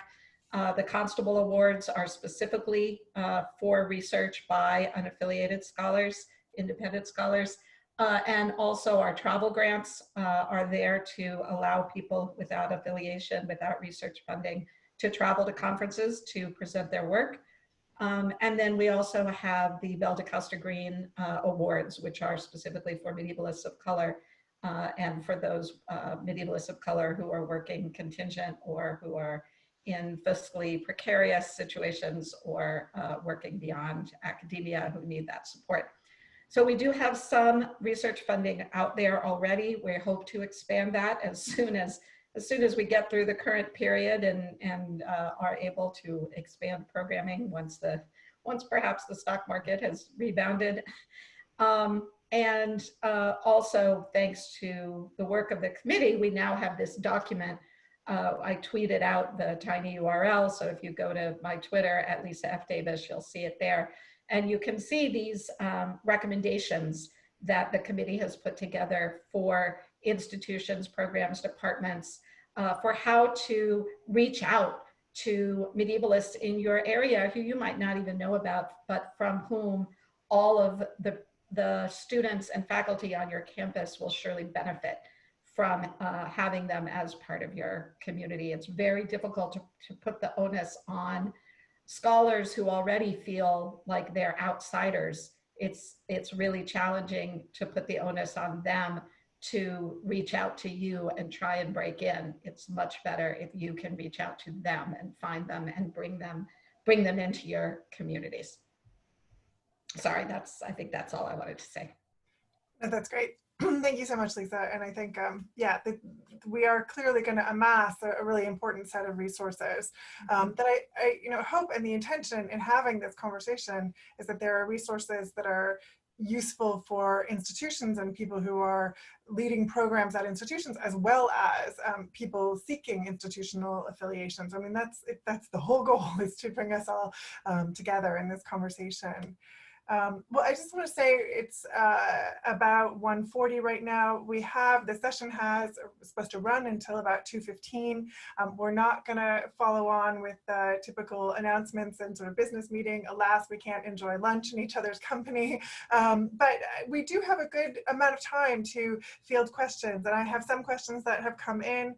If others want to write, my email is posted there. Please feel free to do so. And maybe indeed, I imagine questions will be sparked as we start to engage in some conversation. I guess maybe I might start by opening it up first to our panelists to see if there are comments you want to make to each other, and we can sort of open our mics a little bit, or responses, questions, thoughts that were provoked, and see what we have to say, please. So Marie, yeah. I know we all have to unmute ourselves. Thank you. This was incredibly helpful for me, even if I'm in a slightly different position. But I just want to say how much I appreciated Alison's and Kavita's honesty about what they went through, because it happened to me 30 years ago and I had forgotten the pain, but it's still there. And I think from Sarah's position, or for those among the participants who are in a place where they can help, just to understand what the trauma is that people go through when they've had to completely overturn their life because they couldn't get what they thought they wanted to. So in my own case, I used to say I loved being a graduate student. I wasn't sure I wanted to be a professor. So even from the beginning, I wasn't sure that it was the right profession for me, but in those days, we didn't have this kind of support. And I was living away from my university as well. I sort of did the whole thing remotely in the last couple of years, that before I landed at JRF, which just extended it for 2 more years. So from both sides of the track, I mean, I think it's fabulous that this session is acknowledging the gravity of the situation and trying to come up with ways to help people through it. I have some other notes, but that was the most important thing I wanted to say. Agreed. Thanks, Marie. Yeah, Sarah, please. Thanks for that, Marie. I was actually going to ask, I want to acknowledge that there's this trauma, right? That's the best way to put it. I think of many people who go into graduate school with a dream. And one of the ways in which the HA has been trying to change the conversation, and I know that we are now in Medieval Academy really led by these dynamic women, Laura and Lisa, who are very proudly saying this is a great thing to do. But I think we also need to acknowledge that for a lot of people, there is a lot of trauma. And one of the things that we've been trying to do in the HA is to say, this is not plan B. This is not you know, a lesser job. But I think that there's still ways in which we need to hear from all of you more about how we as graduate educators can support the emotional aspect, the mental health aspect, even going through this process. So it's really just a question to anybody who wants to answer. Are there ways in which advisors and graduate educators and programs and departments can help that part? Yeah, Lisa. Yeah, no, Sarah, you're so right. And it's such a pervasive problem. We, you know, if we're lucky, we find ourselves an advisor in a PhD program who is someone we care about, who's a mentor, and we don't want to disappoint them, right? You don't want to feel like you've let them down, especially if there's someone that you really admire and whose work you really admire and who you want to emulate. And so that means it's extremely important for faculty to make sure that they don't express that they feel that you have failed them somehow. That if you are, because the faculty are there because they have the job, right? They are tenured there, or they're junior, or they're on the tenure track. And so as far as they're concerned, that's what you do. You get your PhD and you go and you have this job because that's what they have. And so it's sometimes hard, I think, for faculty to imagine a different career path for their students and to say to them, it's okay, right? I give you permission to do something else, whether you do it voluntarily or whether you're forced into it, that it's acceptable and that you're not disappointing them. Yeah, Laura? Yeah, I'll just have to say that I was extraordinarily fortunate. You know, I never went on to the tenure track, but I was able to work with professors in various universities, and they were really open to working with me, which was really, really fantastic, right? And I think if we can bring that to the fore for students and show them that, yes, you know, this professor values the work of this woman who's doing something else right now, right? If we can demonstrate that that can continue to go on and that people can live the lives that they need to live, I think that's one way, without saying, I think any profession is fine, right? That's one way of showing the value that we can all bring to the table, right? Yeah.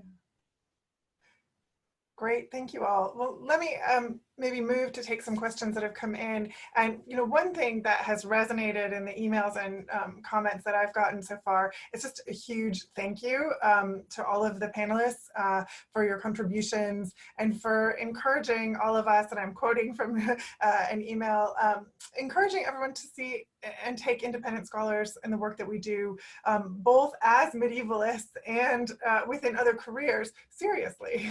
You know, that we are all deeply committed to the intellectual life and find ways of engaging that outside and beyond the classroom or our offices. You know, and so I think this has left a really important impression on people out there, both within the professorate and those outside. So there's a lot of thank yous to the panelists coming in, and I just want to express that. There are a couple of people who have added comments, and so I'll just read some of them. Katie Hodges-Cluck has noted that she runs a Facebook group on Facebook called Medievalists at Large, which is intended to serve as a support network for medievalists broadly defined who have left academia or are working in non-faculty jobs. And so she wants to encourage people to join that group and to know about it. And as we know how quickly Facebook runs in this world, you know, hopefully that will continue to grow and to be another resource for everyone. And she sends her thanks. There's another question that came in from Jennifer Edwards, and I think this is important because it speaks to a part of the CARA constituency that doesn't have a graduate programs or doesn't engage in massive multi-departmental programming for medieval studies. And Jennifer asks, she says, I wonder if you might ask the panel their advice for those at undergraduate only institutions when advising students, so when advising undergraduates who want to go on to graduate study, knowing how bleak the job market is, are there things that they should think about when selecting programs or in making a decision to go at all? And I think Sarah's comments definitely spoke to this in terms of the resources that are out there and ways to be creative. But I think as has come out in a theme in this conversation, that there is a level of emotional honesty we all need, and difficult conversations we all need to be able to have, probably from the get-go. And to, in a way, some of the worst things that we can do is just be the rah-rah encouraging professors all the time, that this is always the way to go. I mean, if we all want to share our enthusiasm for what we do, of course, but I think we also have to have a willingness to have some honest and difficult conversations. So Jennifer asks, what advice is there for talking to undergraduates, or perhaps do you wish you had had, or thoughts?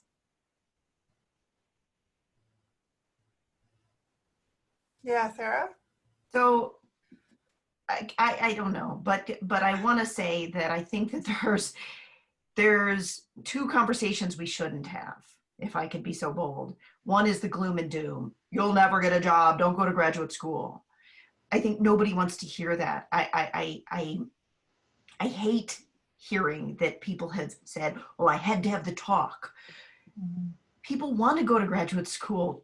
Our smart undergrads want to go and learn more about the Middle Ages. They do. And I don't want to discourage them from doing that with some, "You'll never get a job, you'll never get a job," because that conversation still frames job around professoriate jobs. And I think that whole conversation needs to stop. Gloom and doom, you'll never get a job. The other one, though, is "You're smart, you'll get a job." And I know people are still having those conversations, so participants out there, stop that. Mm-hmm. Because that isn't it, and that also still frames job, right, as professoriate job. I think all we can do is be honest and say, there are so many people doing so many interesting things. I can't tell you how to do all those things. Let's work together to find somebody who can advise you on how to, whatever it is that you're interested in. And one of the things that I keep thinking is that a lot of this is going to have to do with ancillary skills. If we think about, I write a dissertation on, whatever, trade connections in the Mediterranean. I in the midst of that, right, I took a numismatics seminar, and I learned an ancillary skill. I learned some quantitative methods. I learned some other things, which gives me some other insight into, curatorial positions or things like that. And I think we need to encourage our students to think broadly about their interests and their skills and those kinds of ancillary skills. And I think Alison was talking about, the connections between what she does and some of the things that she was trained to do. So I don't know how to have that conversation. I know how I don't want us to have that conversation. No gloom and doom, and no, you're smart, you can do it. Bad framing. I think you're right, Sarah. It's so important to, you've got to find the happy medium, right? You want people to go in with their eyes open, to know that if you're going to graduate school because you want a full-time tenured position, it's going to be hard out there. If that's what you really want, go for it, but just go in with your eyes open. And on the other side, I went to grad school knowing I didn't want to be a professor. I wanted to work in rare books. I wanted to work with manuscripts and my whole life. And I was very fortunate that I ended up being able to do that. But I also went in, I was lucky in that I found a professor who supported me in that. And so it's really important to be honest about what your goals are and what your ambitions are, and to go in with your eyes open, I think. I think at the undergraduate level, it's really important to, I mean, I know we're all obsessed with jobs. We should be, right? We all want a job, whatever that job is, but to really reframe it a little bit away from jobs and ask the undergraduate student, well, what big questions do you want to answer? I know that in parent communities, this is something, as we talk to our little kids about what do you want to be when you grow up, we're really shying away from that because so many people are so many different things in their lives. And so reframing it around, what big questions do you want to answer? For me, it's always been around books, all the different aspects of them. And that was the way I could, reframe my careers around this central concept. And we can think about it in central questions. And I think that if you talk to your undergraduates about that, it really does start a conversation rather than ending one. It's not, I want this job, it's, I want to answer these questions. And then it's a jumping off point, and it becomes, you know, a really generative discussion about all the different ways and all the different fields you could answer that question. Great. Yeah, Kavita. Yeah, I want to piggyback on that, on what Alison is saying. I think that's a great alternate question, because the fact is that our undergraduates are coming from a society that values jobs above all other things. These are all kids who are coming into college because they think that college is going to get them X, Y, or Z job. And I mean, this is not a new thing. My mother likes to tell a story about how I came home from, I think, like 7th or 8th grade one day in tears. And when she asked me why I was crying, I said, because everything I love is never going to make me money, which is true. I mean, we are all medievalists. We know that what we love does not make us money. But the fact is that this is possibly not just a field-specific conversation. This might well be a societal conversation that we all need to have, which is, of course, making things even harder, because it's how on earth are we supposed to start a societal conversation as medievalists? But it is, I think it does speak to a much bigger problem that we as educators need to face.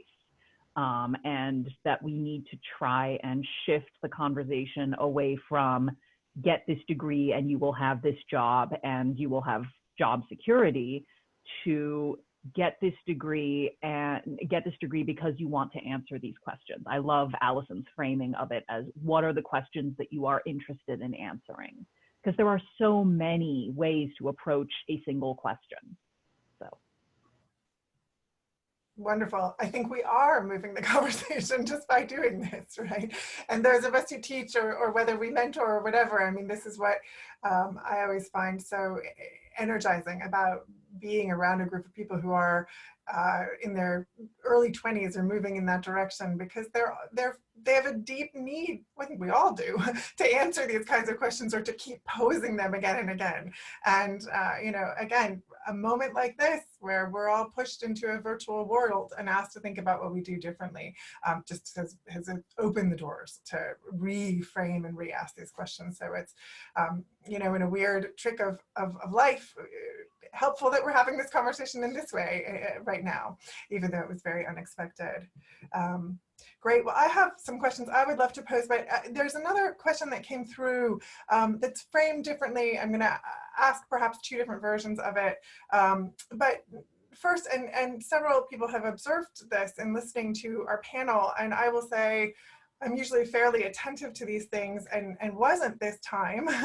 But Renata Blumenfield-Kaczynski asks and notes, all of the speakers here are women and have given super helpful advice. And she says, great session. But how about the men? Are they less affected by the academic job crunch? Did no men propose a talk on this particular topic? I mean, this is a tough question. Coming to a panel of women, what about the men? So I guess I think we can take the question in any way. I would also be interested, if we don't have a direct answer to that question, to thinking about some of the things that may lie behind this. That is, have any of you heard anecdotally from other colleagues who are men who have had similar or dissimilar experiences? I don't think we want to frame this as an issue specific to gender, but I think this is an important question to take up and to address.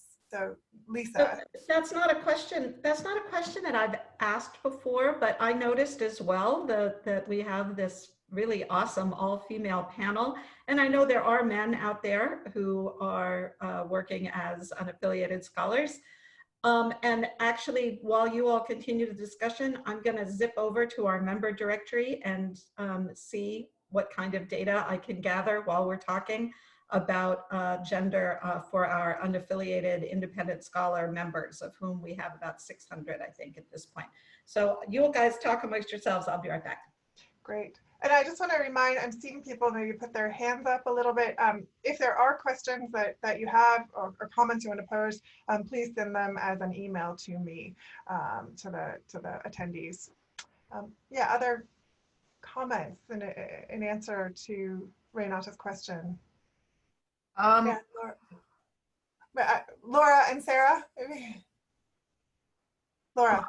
Say that when I was working at Fordham, we had a series of panels called Compatible Careers for Medievalists, where we brought in alums to talk about the jobs that they were doing. And I was very conscious that I always wanted to have gender parity, because I didn't want it, I didn't want this idea to come across that, oh, you know, it's only a women's problem, or, you know, whatever, right? We wanted to hear from all sides.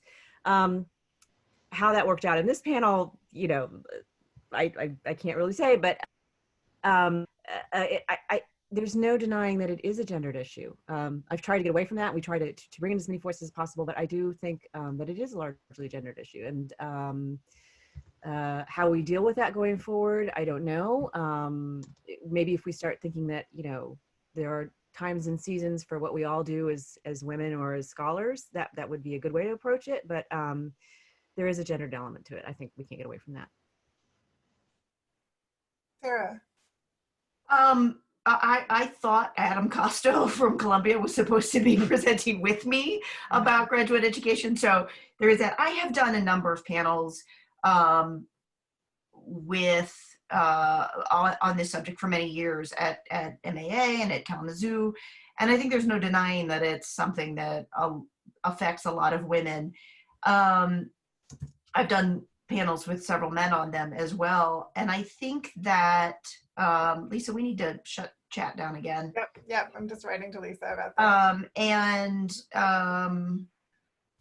But I think that there's a degree to which the men that I have had on these panels have been ones who are of a generation where they found their way into alternate careers, or however we're going to frame it, without intentionality. And right, they just sort of found their way through ancillary skills or things like that. And I think when we're thinking about a conversation right now where people maybe are going into graduate school with the intention of saying, I don't want to be a professor, I think a lot of that is maybe women looking and saying at this point, they want to have some other things in their lives that look different. They want a career, they want education, they want families, or they want things that don't look compatible with the professoriate. So I wonder to some degree whether, I think my point is whether this is to some degree women being honest, women being upfront about what they want and what they need. It's just a thought. So I have some data now, some real data on the ground that I just got from our backend member database. We have 341 members who have joined in the independent, partially employed contingent category. Only about half have given their gender, which is, you know, an option on profile that's confidential. No one sees that but me. And it was really half and half. So we have 66 who've identified as female, 68 identified as male.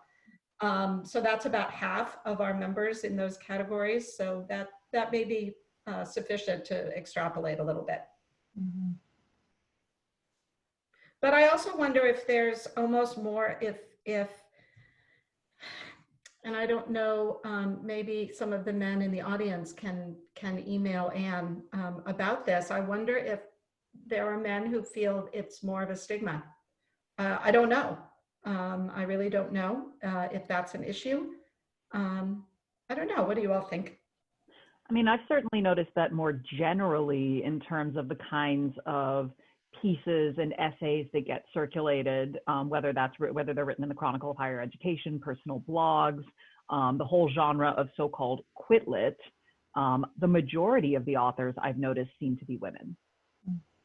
Tell me if I'm wrong, but just based on my own sort of anecdotal reading of these kinds of essays, the majority of the authors do seem to be women, or at least not men, at the very least.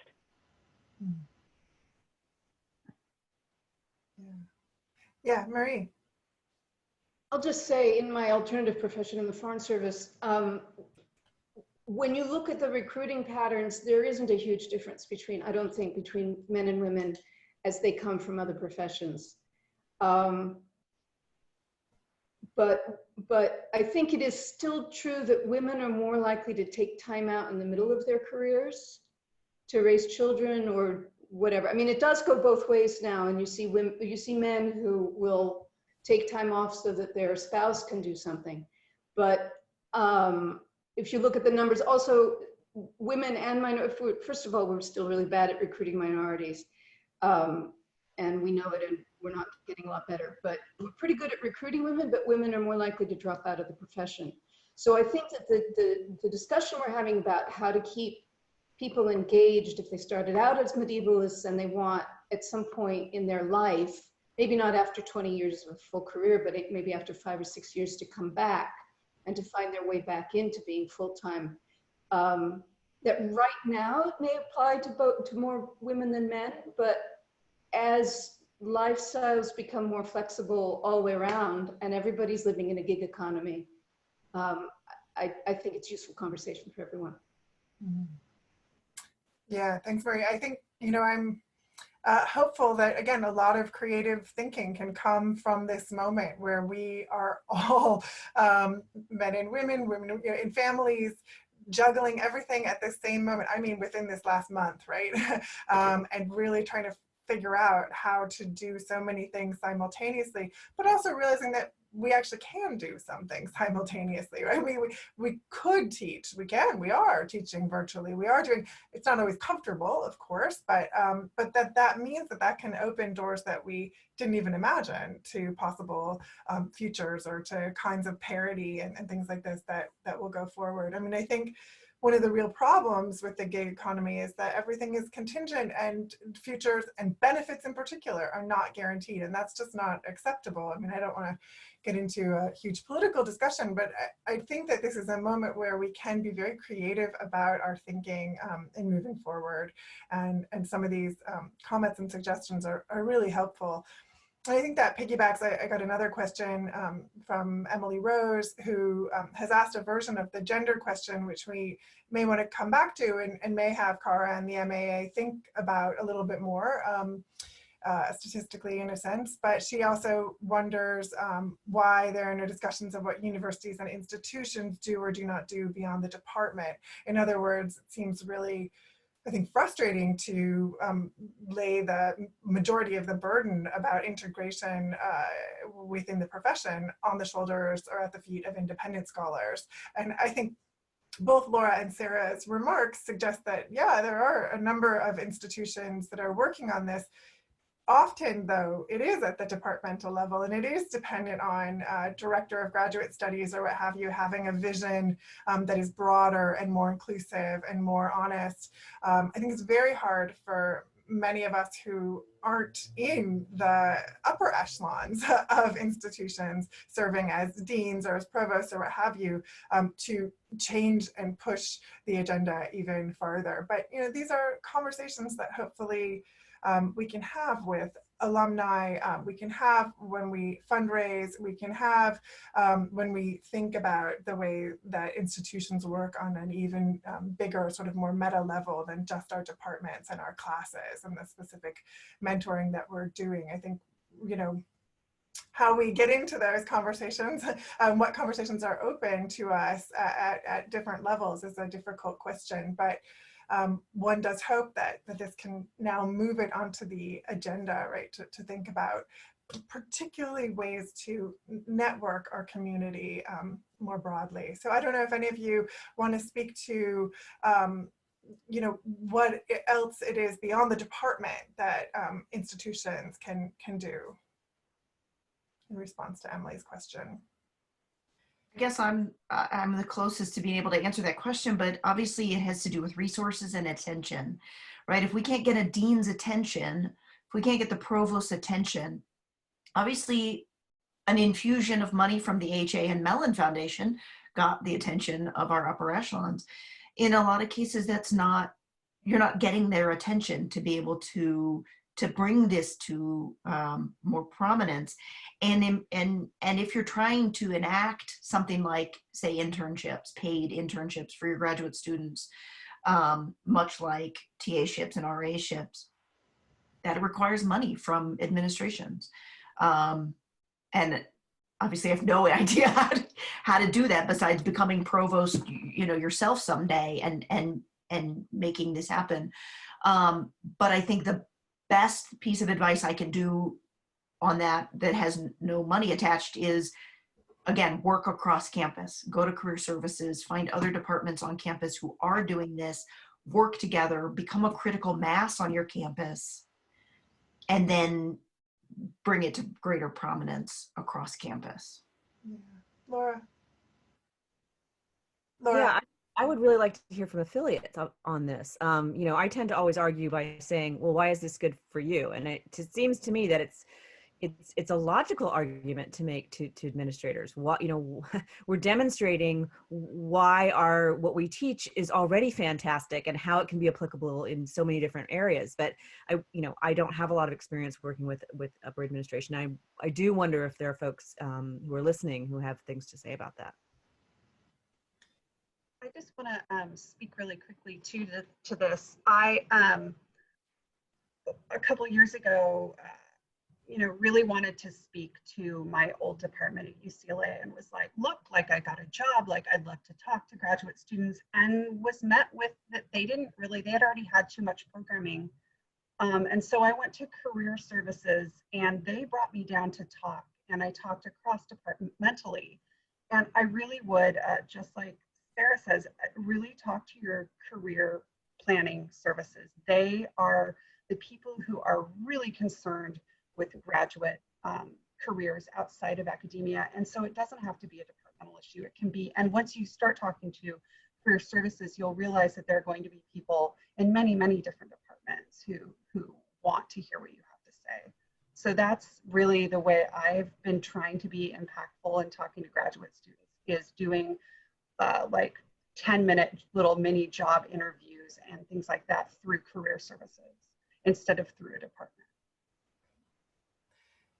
I think too that some of it's going to have to be pushing the conversation within various institutions about metrics. I mean, it's a horrible word, but it hangs over, I think, many, many, many of our departments and our institutions, and they want to know where your students are placed, how many got placed, and even if personally we find that dumb and offensive, right? That's not about quality of life. That's not about making the world a better place, etc.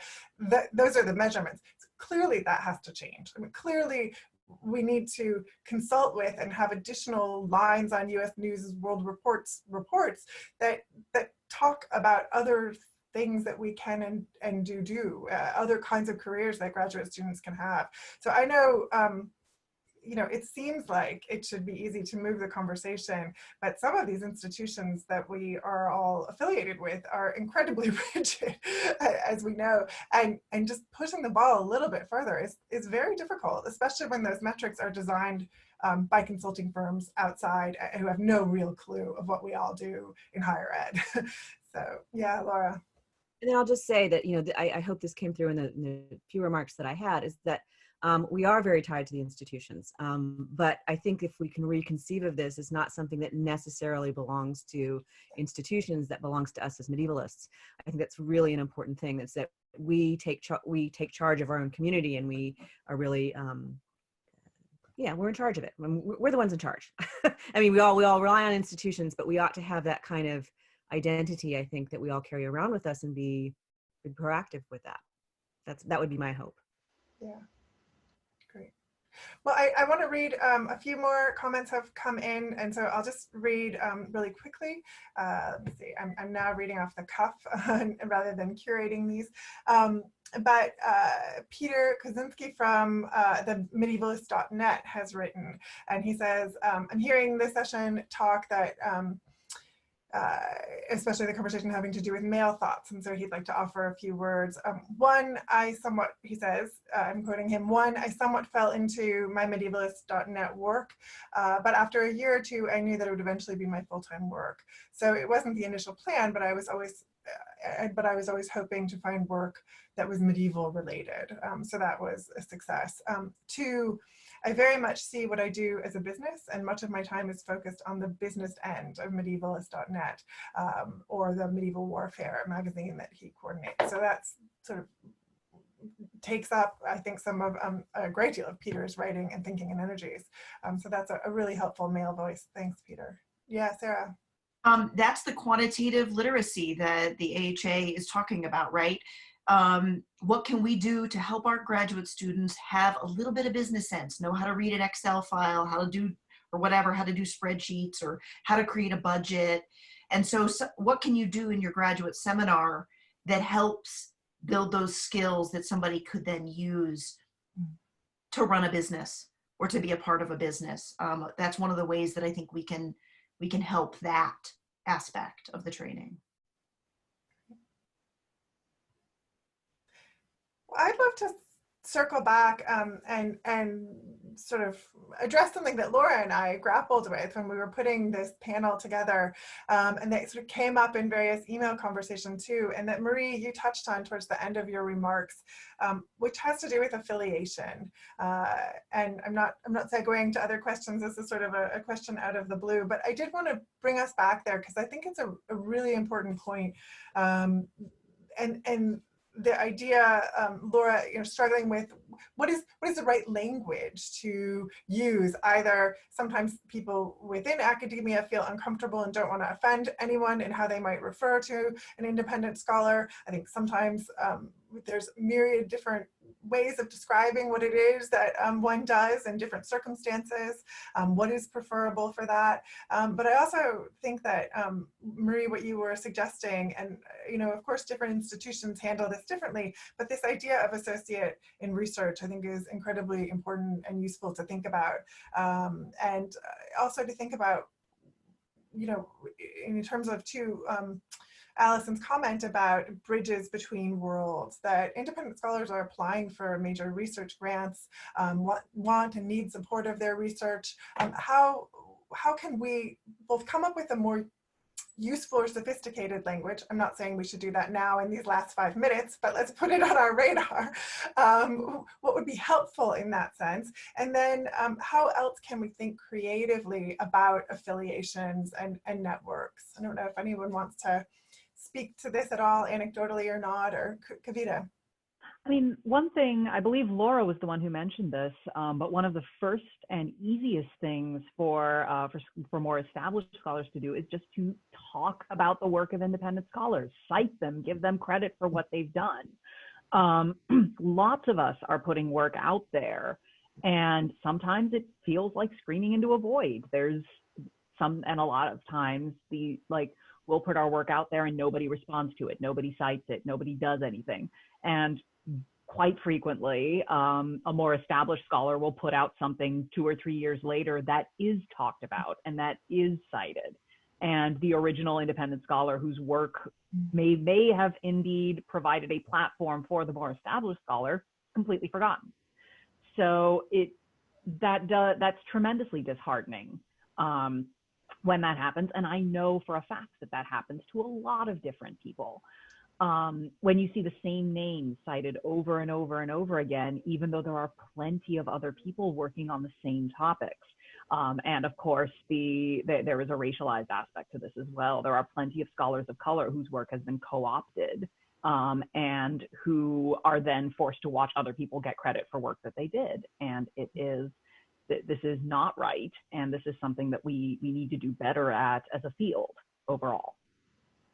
Yeah, thanks.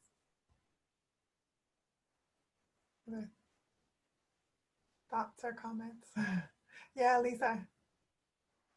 The only thing I want to add to that is that, the Medieval Academy is an independent organization. We're not affiliated with a university. So that means that I don't have library privileges, you know, I got nothing. I don't have offsite access to databases. You know, I have all those same struggles. And like most of us, when you're working beyond academia, you learn the tricks, right? You know which local university will let you in without an ID. So you can use the, you know, you can use the databases, or who will give you. You also learn the art of citing using Google Books. Yeah, exactly, that too.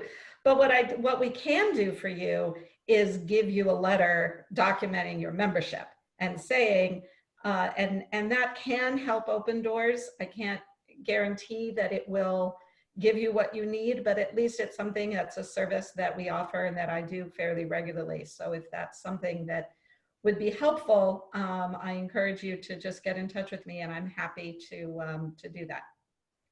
Great. Yeah, Laura. So I'm totally trying to make independent scholar happen. I think we should just embrace it.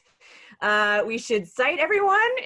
You know, we're out there doing good work. And I think, you know, the more engagement, as Kavita is suggesting, the more engagement and the more we have people see what we do, I think independent scholar can resuscitate itself. So I'm on the job. Doing great. We have to own it. Yeah. Well, good. I don't know if there are any other comments or questions. Let's see. I'm just looking through my email. Bear with me for a moment. While you do that, Anne, I just want to tell everyone, and those of you and people who've been following along on Twitter, that this session has been recorded, and if all of the participants agree, we'll talk about it afterwards. We will post it permanently on our YouTube channel. Great. So yeah, I want to read a question, and I'm just reading off my email here again, that just came in from Gene Lyman, and he writes, so these are two questions, and maybe if we try and go till about 2:30, people can stay as long as they're able. So Gene writes, my questions turn on the idea of scholarship, an idea that, at least for now, is tacitly anchored in the work of institutionally situated individuals who produce it as a means of securing a livelihood. To what extent, if any, do the panelists believe that the institutionally conditioned circumstances that shape our current idea of scholarship add to the anime experienced by independent scholars? So I guess, what is, you know, this relationship of institution to the kind of scholarship that we produce, which is a really interesting connection and counterbalance to your plea for independent scholarship, Laura, right? Yeah, Kavita.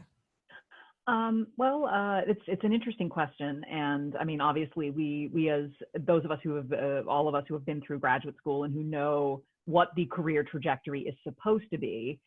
You're supposed to start publishing as a graduate student. You're supposed to publish your thesis eventually, and all of these things are on this kind of this very rigid ladder that eventually are supposed to lead you to tenure and promotion and all of those lovely things. But for those of us who are independent scholars, that path kind of branches off in who knows what direction. A lot of us, I mean, so many of us who are out there, independent scholars, who are out there working as independent scholars, have published, and we've published a great deal of material. But it hasn't really counted for anything. I mean, I know from my own experience, a lot of my early publication was in service of the job market. I published my thesis early because I thought it would help me get a job. It did not. I published 6 articles in 1 year, thought it would get me a job. It did not. So it is a lot that so much of our publication records, I think, are rooted in these institutional standards. It would be great to get them separated. I feel like that's a way to get more adventurous scholarship. That's the way to get scholarship that's really topical and important and possibly likely to earn some backlash. But the fact is that this is important scholarship and it needs to be out there. And institutions either need to start supporting that kind of scholarship, or we as a field should perhaps find better ways to have those conversations that do not require kind of institutional buy-in, if that makes sense. Yeah. Yeah, Sarah? This is a sort of personal answer to that to that question. And I think from a position of having kind of clawed my way to this position of saying, I write for myself now. And I think that that's something we all have to do, whether we're writing from an institutional position or not, at some point, to say, why do I do this? Why do I write these things? I write because I want to write. I write because it animates me, because it motivates me. And I think that is something that is difficult in both institutional and non-institutional positions in different ways. But I think that this idea that Kavita is saying of sort of disarticulating why we do this from the job market, right? The academic job market is something that I think it's an internal thing, right? We have to say, why do I do this? And for some people, it will be saying, I don't want to write. I want to be a medievalist in other ways. I want to attend conferences. I want to read, but I don't want to write and put work out there. And I think we should be able to say, that's okay. You're still a medievalist. We still value your participation in our conversation. I want to hear what Laura has.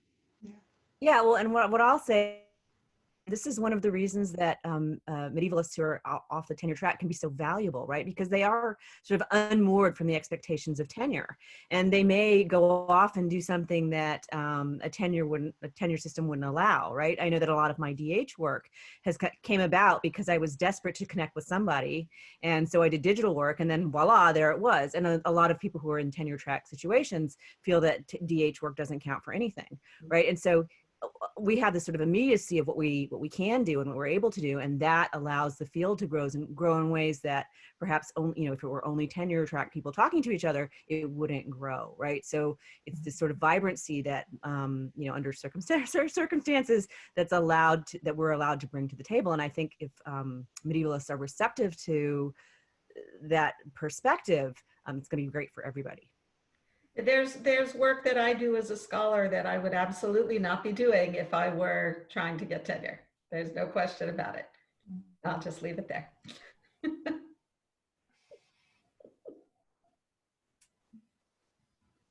Yeah, no, it's great. Well, I think as we're beginning to wrap up, I also will make a few announcements, give people a minute or two to digest some comments that have been made, think if they have any more questions before we end our session. But I do, as we think about functioning as communities of medievalists, this is a very difficult and odd year for us because we won't get to come back together again as we often do at Kalamazoo.